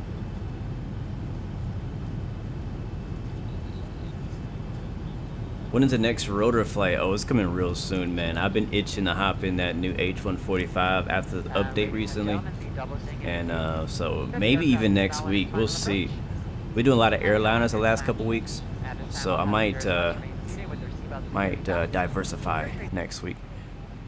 I know Friday this week we're doing DCS World, so that's kind of the first step of diversification when it comes to flight sitting. But I definitely hop back in the helicopter, in the heli, and I want to do some GA stuff again too. So maybe we'll do that next week if you guys are down.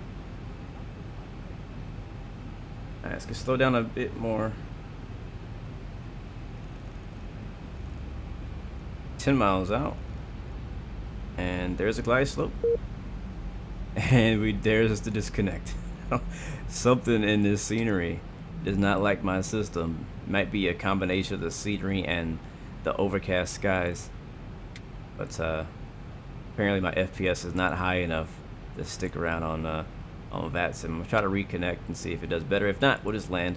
ATC's not online anyways, so it's all good. 2500.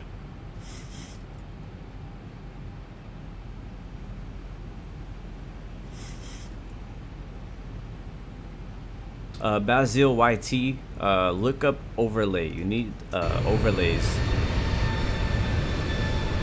Matter of fact, mine ain't working neither.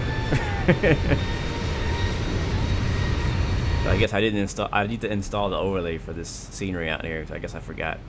But that's what causes your streets and stuff and buildings not to show up. You gotta have your overlays downloaded for that particular area. 7.4 miles.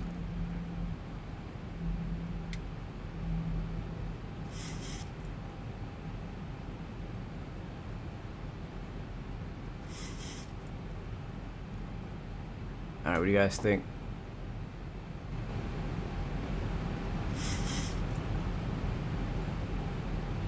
All right, let's drop the gear.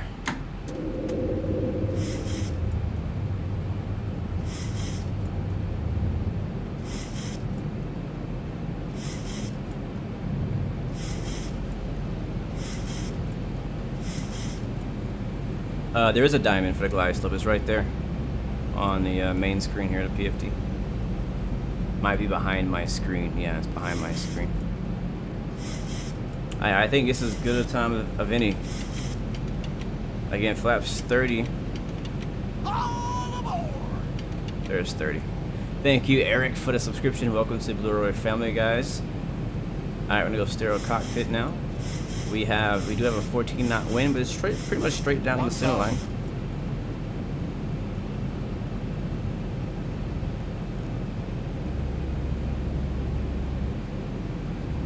And autopilot disconnect.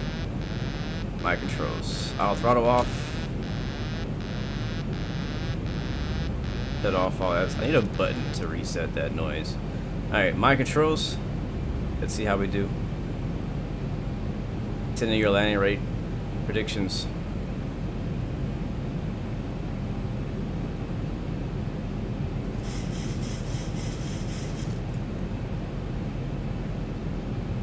Kind of fading to the right here. 500.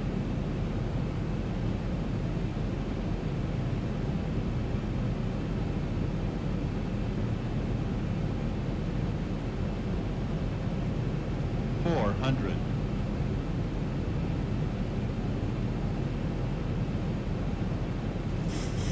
300.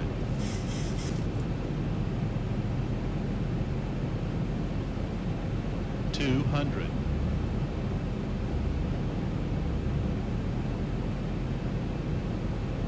100. All aboard! 50, 40, 30, 20, 10.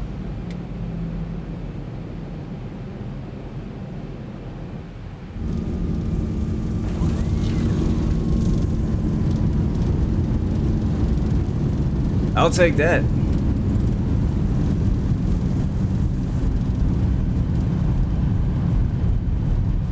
knots. 80 knots.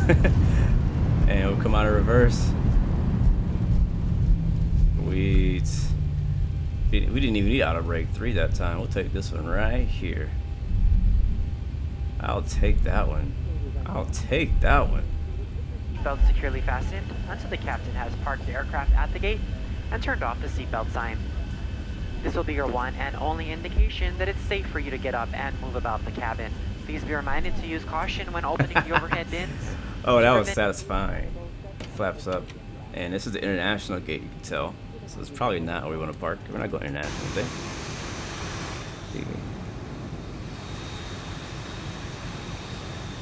I guess it doesn't matter.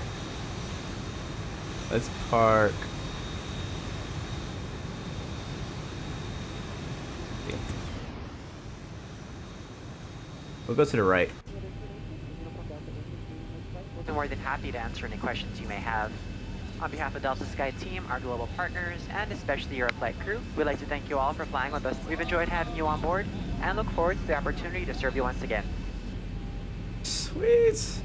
Ladies and gentlemen, as he said, our lead flight attendant, and welcome to Minneapolis, Minnesota.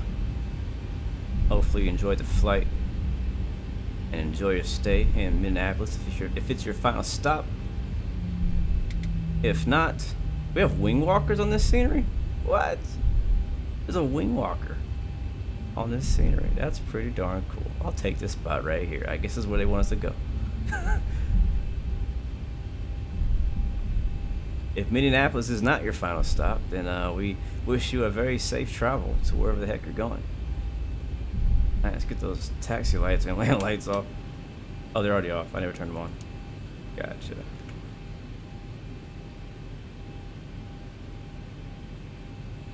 I'm gonna be honest with you. I've only done marshalling 3 times now. I did marshalling yesterday too, actually.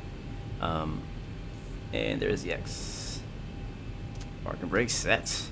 And it's kind of tricky judging the speed of the aircraft to give the X at the right exact time for him to stop right at the exact spot you want him to stop on. Let's see. Alright, so we're not turning APU on again because the APU doesn't work. I will shut off the right engine again. We'll do that now. And I believe the only way to get the jetway to actually come up, not in real life, but in the sim is to set the parking brake and turn the beacon lights off. So that's what I'm gonna do. And hopefully the jetway will come up to us. But actually, you know what? I think on here we can set the chops. We can actually connect the GPU without connecting the jetway. Yeah, and then that means we can shut the engine off, and we'll still have power. Go ahead and shut off engine 1, and seatbelts on. Car check and all call. Sweet. Marshalling, yes, it's an art. I have more respect for marshalers now. I mean, it's not a hard job at all. I'm not gonna give them that much credit. Come on, man. But yeah.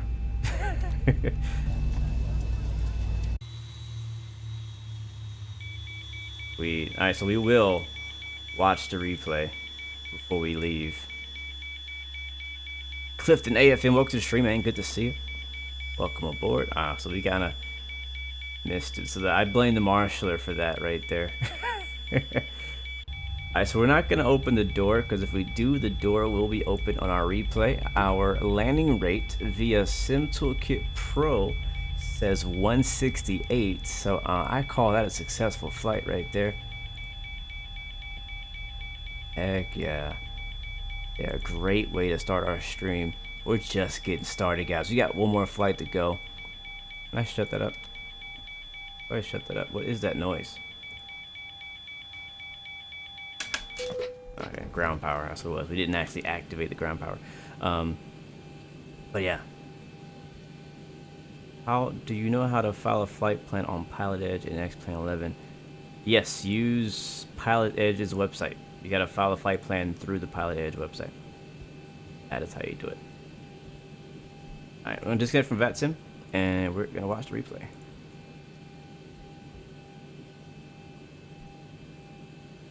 And we'll see how we did.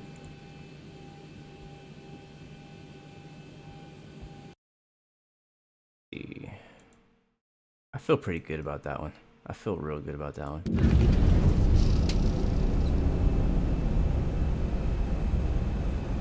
2,500. Alright, in the meantime, guys, while we're watching replay, I am going to be setting up for our second flight. So if you would like to join us, we're flying from KMSP to KORD, Chicago O'Hare. 500. And we'll be on Vatsim.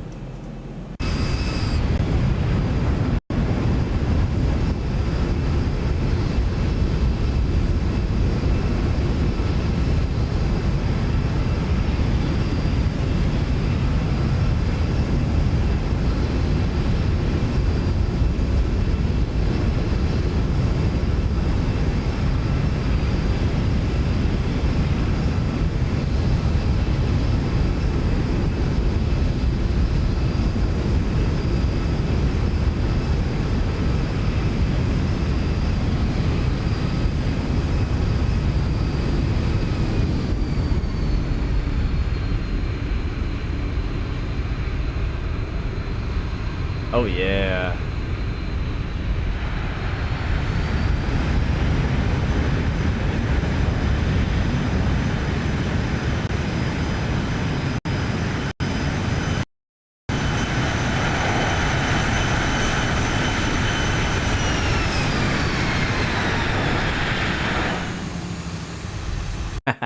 Oh yeah.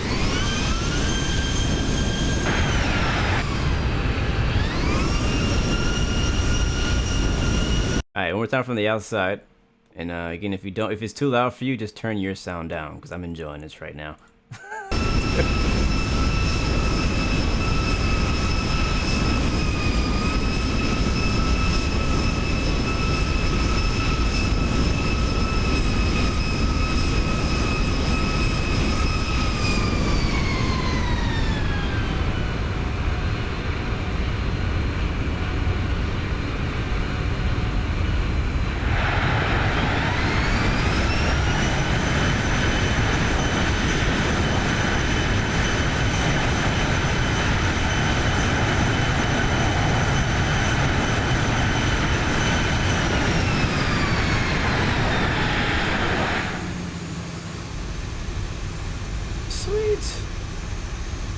flyby cam. Actually, we'll do wing view and then flyby cam.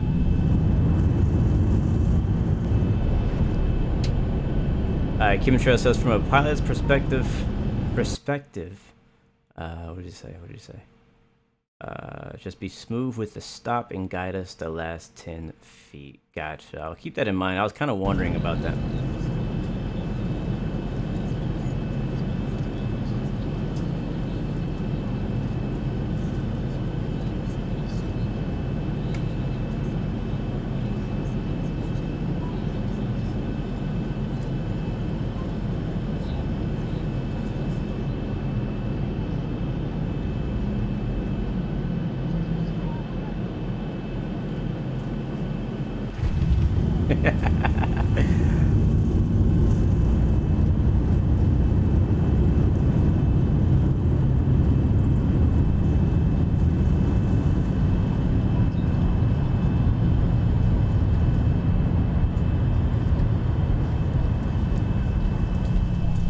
You know, Stainless, I love it when you guys say that because it's true. I've smashed a plane or two in my day.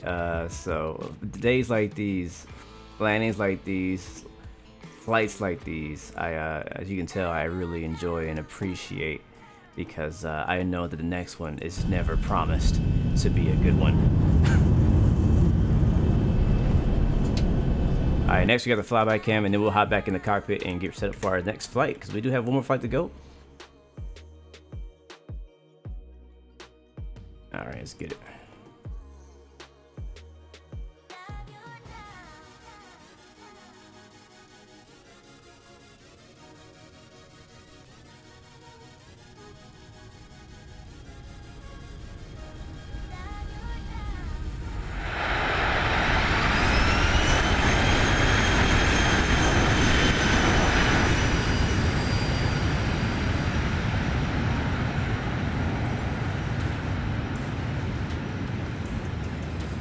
I'll be honest with you guys, if you hang out around an airport long enough, one thing you'll realize is that, for whatever reason, the 737 is one of the more loud planes on the airfield. The 737 and the Embraers, I like the 175s. I don't know why. Something about their engines, I guess. They're just loud. Specifically on like taxi and takeoff and landing. They get every point of the flight. Like when that reverser comes on, you know the 737 is loud. The 320s are not that loud. The 787s are not that loud.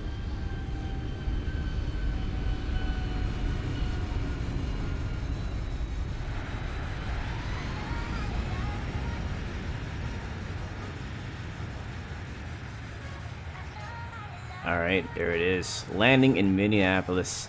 It's gonna be a short turn here. See, got some 767s in the background. Got some all kind of planes from Delta back there. This is, I believe, again one of the Delta's hubs. So we're gonna hop off now. Going to jump out of replay mode. I've already created dispatch has already got my flight plan done.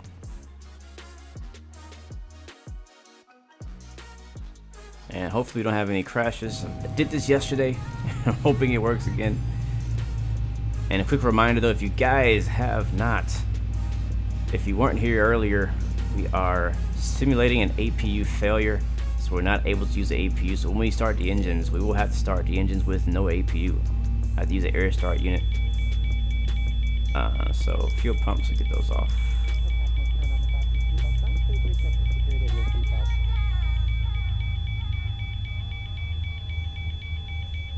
Shock set, GPU set, and let's get that GPU reconnected. There we go. Let's see. We're not gonna do like complete cold and dark or nothing like that, but we do want to make sure the anti-collision lights are off. Nav lights are steady. Wing well can be off. Probes off. Dog pumps off. Isolation valve open. APU bleed. Good. Packs. Leave those off. Air. Other than that, I think we're good to go. So let's go down here, go to our FMC, and get set up for our next flight. I'm gonna turn the music down a little bit. I will leave it on a little bit. There we go. All right, cool. All right, let me also get back on Vatsim while I'm thinking about it. Let me file my flight plan on Vatsim. Yeah, someone's asking earlier, how do you file a flight plan on Pilot Edge? If you go on Pilot Edge, you go to the top menu, there should be an option on there for like Pilot Center or something like that. And in the drop down, you should be able to find a place for you to do your get your ATIS. You can also get, and also you can do your flight plan on there. So you can just copy and paste that from SimBrief. There are some applications that allow you to like file a flight plan from a third-party application. I don't use any of those, but I do know that it is possible. All right, flight plan's filed. Let's hop back on Vatsim. And this will be our final leg of the day. Delta 116 738. And let's get fueled up first. Our fueler is here. Let's see. Home, ground, no. Home, fuel weight and balance. And oh, approach rating. Great. Love it. All right, so we are in pounds, confirmed. It does say pounds. We need 15,000, a little bit more than the last flight, 15,097 pounds of Jet A. All right, I think it's Jet A. I hope it's Jet A, because that will be a terminal issue if we got the wrong fuel. Get the doors opened up. Cool. Everything's opened up. Go down to our FMC. This should be pretty darn quick. So, route. Yeah, route K. Where we at? KMSP, KM. That's many letters. Yeah, KMSP. I was like, where? KMSP. There we go. KMSP, and we're going to Chicago O'Hare Kilo Oscar Romeo Delta. Pop that in. Pop. There it is. It's in there. Clear. All right, departure arrival. We use this probably the same runway we landed on. Yet want to right out here in Minneapolis. We'll be using the Rest 1 departure. There it is, via nothing. So just route, activate that, execute that. We do actually have one en route waypoint this time. It looks like. Go to the next page. That's gonna be Zulu. No, actually we don't. That's the arrival. So arrival in Chicago. No, not that one. We don't want that. We want the Flight 7 arrival in Chicago via something with a Z. Zulu India Papa Romeo. Bam. Transition. I don't actually know. Oh yeah, I do. No, I don't. Yeah, I don't. I don't think I know. I don't know. Let's find out. Let me get that for y'all. By the way, Aviation 360, you were asking earlier how the weather was here. We got rained on. It didn't storm though. We just got rained on. Anybody in Chicago know what runway we probably should be landing on? I know that SimBrief typically gets it wrong on airports that have 1 million runways. Right, 9 Center, I guess, is a runway we could land on. That's the one it's telling us to use. So I guess we'll use 9 Center. I don't know that I've landed on that one before. On the north side of the airport. So I'll grab 9 Center ILS. But again, if you guys are from the Chicago Midwest area and you know, let me know if you know of a better runway, or if you know what runway they're landing on right now. Like if you check out on the internet and find out, we can use that one. I tend to like to use whatever is being used right now in real life. That's what I like to use. Alright, so transition. Let's go with Gibbons. No? Is that not an option? Wait. Oh, wait, this is the... Oh, yeah, we want that. Yeah. 9 Center, Gibbons. There we go. Gibbons. Click on it. There we go. Execute. Man, I don't know where your school is at, but that sounded bad. We didn't have no tornadoes out here. But I'm glad you guys are all right. Do I have to talk to ATC in X-Plane? Only if you are connected to a network like Vatsim or Pilot Edge or IVAO. You can go on X-Plane and talk to no one. You don't have to talk to anybody.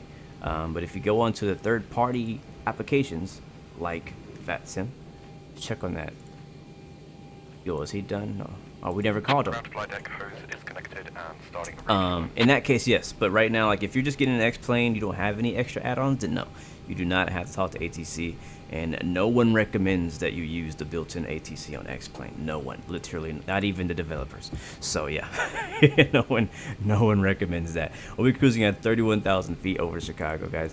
310. Drop that in there. Reserves our default 1.6, and in our cruise wind, we'll grab that. I guess we'll do it 207.25, 207.20. We gotta wait for the fuel anyways, so might as well kill some time.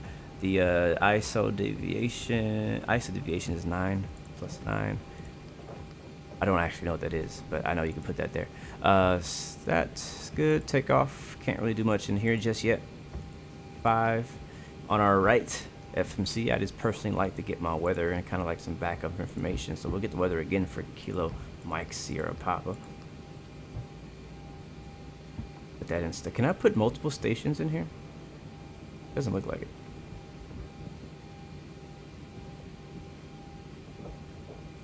You want to see my X-Plane settings? I'll show them to you right before startup. How about that? I know y'all seen you ask it a few times, and part of the reason is because I didn't see it. So that's okay. But yeah, I'll show you my X-Plane settings just before we start, or pushback, alright? Or no, start engines. That's going to happen first.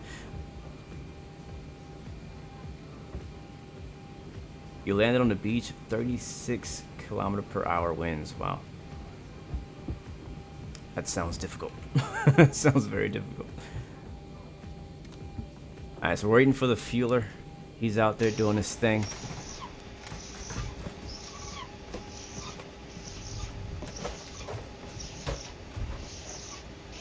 Airtime for this flight will actually be 1 hour 8 minutes.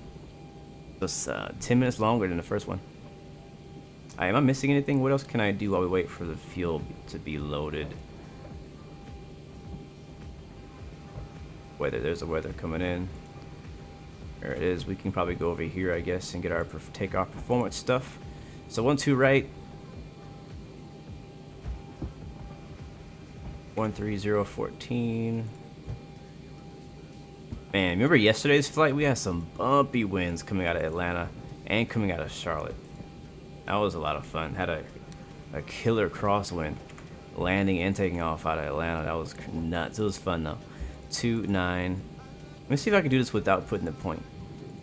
Didn't think so. Did not think so. 29.97. And then take off. Wait, this time we don't know yet. We don't know either of these yet. Outside, did I do that already? Outside temp is going to be 11.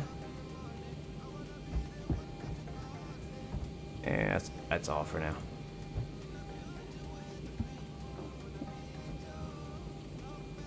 That's crazy, 360. That storm hit you guys hard, man. Is there an ATC that bad that even the developers don't talk about it? Yeah, Microsoft's ATC ain't much better either, man. Microsoft Flight Simulator's ATC is pretty bad too.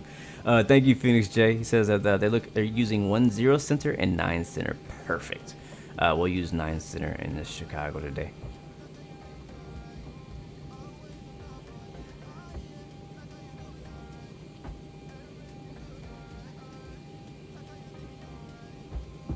Alright, what we're going to do is go ahead and complete boarding.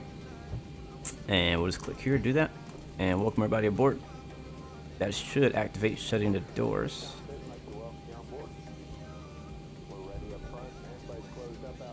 And let's wait for the fueler to finish up. Get some of our performance numbers and the clearance from air traffic control, and we should be underway.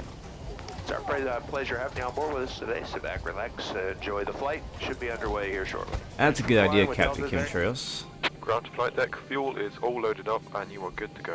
Let's go ahead and just use a checklist. How about that? Actually, let's go to our settings, general, hit realism. There's a checklist option in here. Detail. Okay, cool. So we're not gonna do the full one. We'll start with the CDU. Yeah, that's all good. It's gonna check off all that stuff. We've already done the IRS and all that. That was the second page of that. origin entered, route check, flight number entered, route activated, executed, departure page has been executed, legs page. We haven't checked that. We actually have not checked that. Close. Go down here. Legs page. It might be one disco in there. Yep. Zipper. There we go. While we're down here though, let's go ahead and finish the ground weight stuff. It's gonna be here, I think. Yeah, there we go. That clear. N1 limits. Takeoff. CGB 26.7. We're missing something because it is not giving me V speeds. Oh, there it is. 1 through 5, 1 through 7, 1 4, 6. And we'll come back to that. Let's go ahead and finish filling out this thing. Again, I don't think that this actually matters. You could literally just not do this, and I don't think it would actually affect you. 26.7 is CG. At least I don't know, you know. I just kind of fill it in. It's just part of my process. Where's the weight? 142.4. 142. That's 142,400 pounds. What up, Jason Brown? Good to see you, man. Welcome to the stream. Welcome to the stream. All right, back to our checklist. Route has been checked. Yes. Performance init page is done. Zero fuel weight's done. Fuel is correct. Planned fuel as needed. Fuel for flight is correct. Gross weight, we checked that. Outside air temperature. Yeah, I was gonna say we did it. The FO did it. Assumed temperature, FO did it. Full D-rate thrust, FO did it. Takeoff page, CG set trim value. We haven't actually done that. What is the trim value? It's supposed to be 4.5, and what are we sitting at? Close enough. Alright, set takeoff speed. That's something we didn't do last time. I don't know what it is. We'll do that later though. Captain, pilot flying, lights test, sure. EFIS control. You know what? I honestly don't have the patience right at this moment to go through this checklist. So we're gonna go to the before start checklist. Flight deck doors closed. CD display is set. N1 bugs. Are those on? Yeah, they're in there. IC, MCP, auto throttle arm. We do that now, like this early? Really? I don't feel like that's a good idea. You guys can correct me. I feel like that's gonna hurt me later on. IAS set V2. What is V2? 137? Alright, we'll do that. ARM LNAV. It just seems so soon. But again, I'm not a pilot, I don't know. I just know that I do all this stuff like right before takeoff or right after takeoff. Initial heading today out of runway 12 right. Because there is a departure actually. We do have a departure out of Minneapolis today.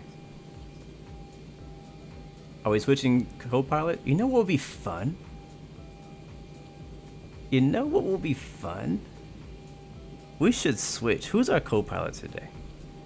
Who is our co-pilot today? Our co-pilot today is Aerodynamic. I'm not sure if he's still here in the chat, but we're gonna give him. We're gonna have him be pilot in command this time, and I'm gonna fly out of the co-pilot seat as Aerodynamic. Hold on, I'm finding our. That'll be interesting. Flying from that side. Airport info. I'm gonna switch it up. Is it the Rochester one? Yeah, that's our departure. Rochester one. It's not Rest, it's Rochester. Not particularly a heading. Runway 12 right. DME equipped aircraft.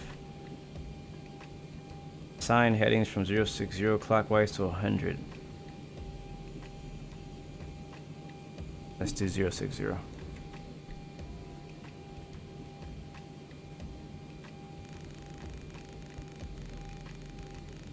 It's too late, Jason. The co-pilot spot's been taken at the beginning of the stream. Our co-pilot is Aerodynamic. And our jump seater is Phoenix J. He's been helping out a lot today. Flight engineer is Chief Sim Pilot. Air Marshal is Midnight Maverick. And our ramp ramp agent is Amjad. That's all. Yeah, lead. Window seats for everybody, man. Absolutely, bro. Window seats only. Everybody gets the leg room. All right, okay, initial heading is set. Next page. Initial altitude. It's just gonna be cruise. I'm just gonna set the cruise, which is 31,000 feet. Any other positions available? We have gate agent open, fueler open, and that is it right now. Those are the last two. Oh, and lead flight attendant is actually still available. We're still hiring a lead flight attendant. It would be faster if I just used my mouse to do this, to be honest. 31. All right, cool. We are just about ready to push, I believe. Let's just go through our checklist here. Yeah, I have to do the checklist because we have a pilot watching and judging me today. All right, was that before start? Yeah, I was on before start checklist. So before start checklist is complete. Next, transponder. So our pushback procedure. So transponder as needed. We'll turn transponder on. Probably still on from the last flight because I don't remember turning it off. Yeah, it's on. Okay, so the rest of that is for things. So it says actually to turn the hydraulic pumps on after pushback. And that's what I've always been under the impression of, that's how you do it. Whether or not that's the correct way, I don't know. So let's get the the fuel pumps turned on left and the right.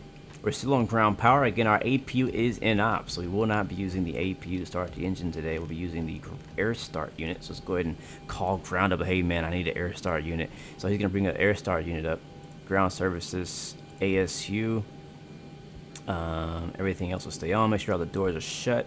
Make sure that the ramp is clear. And we'll turn the beacon lights on. Oh, not that one. That one.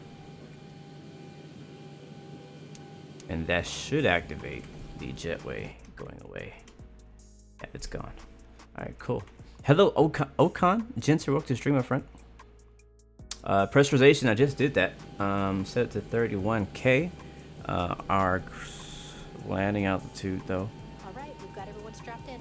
Oh, that's cool. You can hear the... Oh, that was sick. Did you hear that? Not her talking, but you could actually hear the air starter turning on.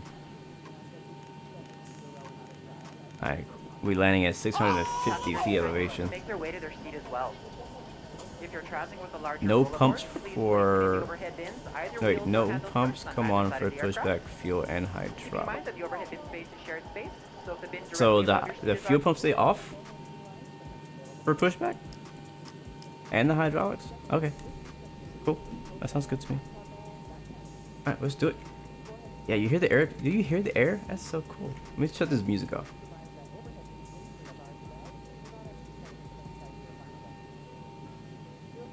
Uh-oh.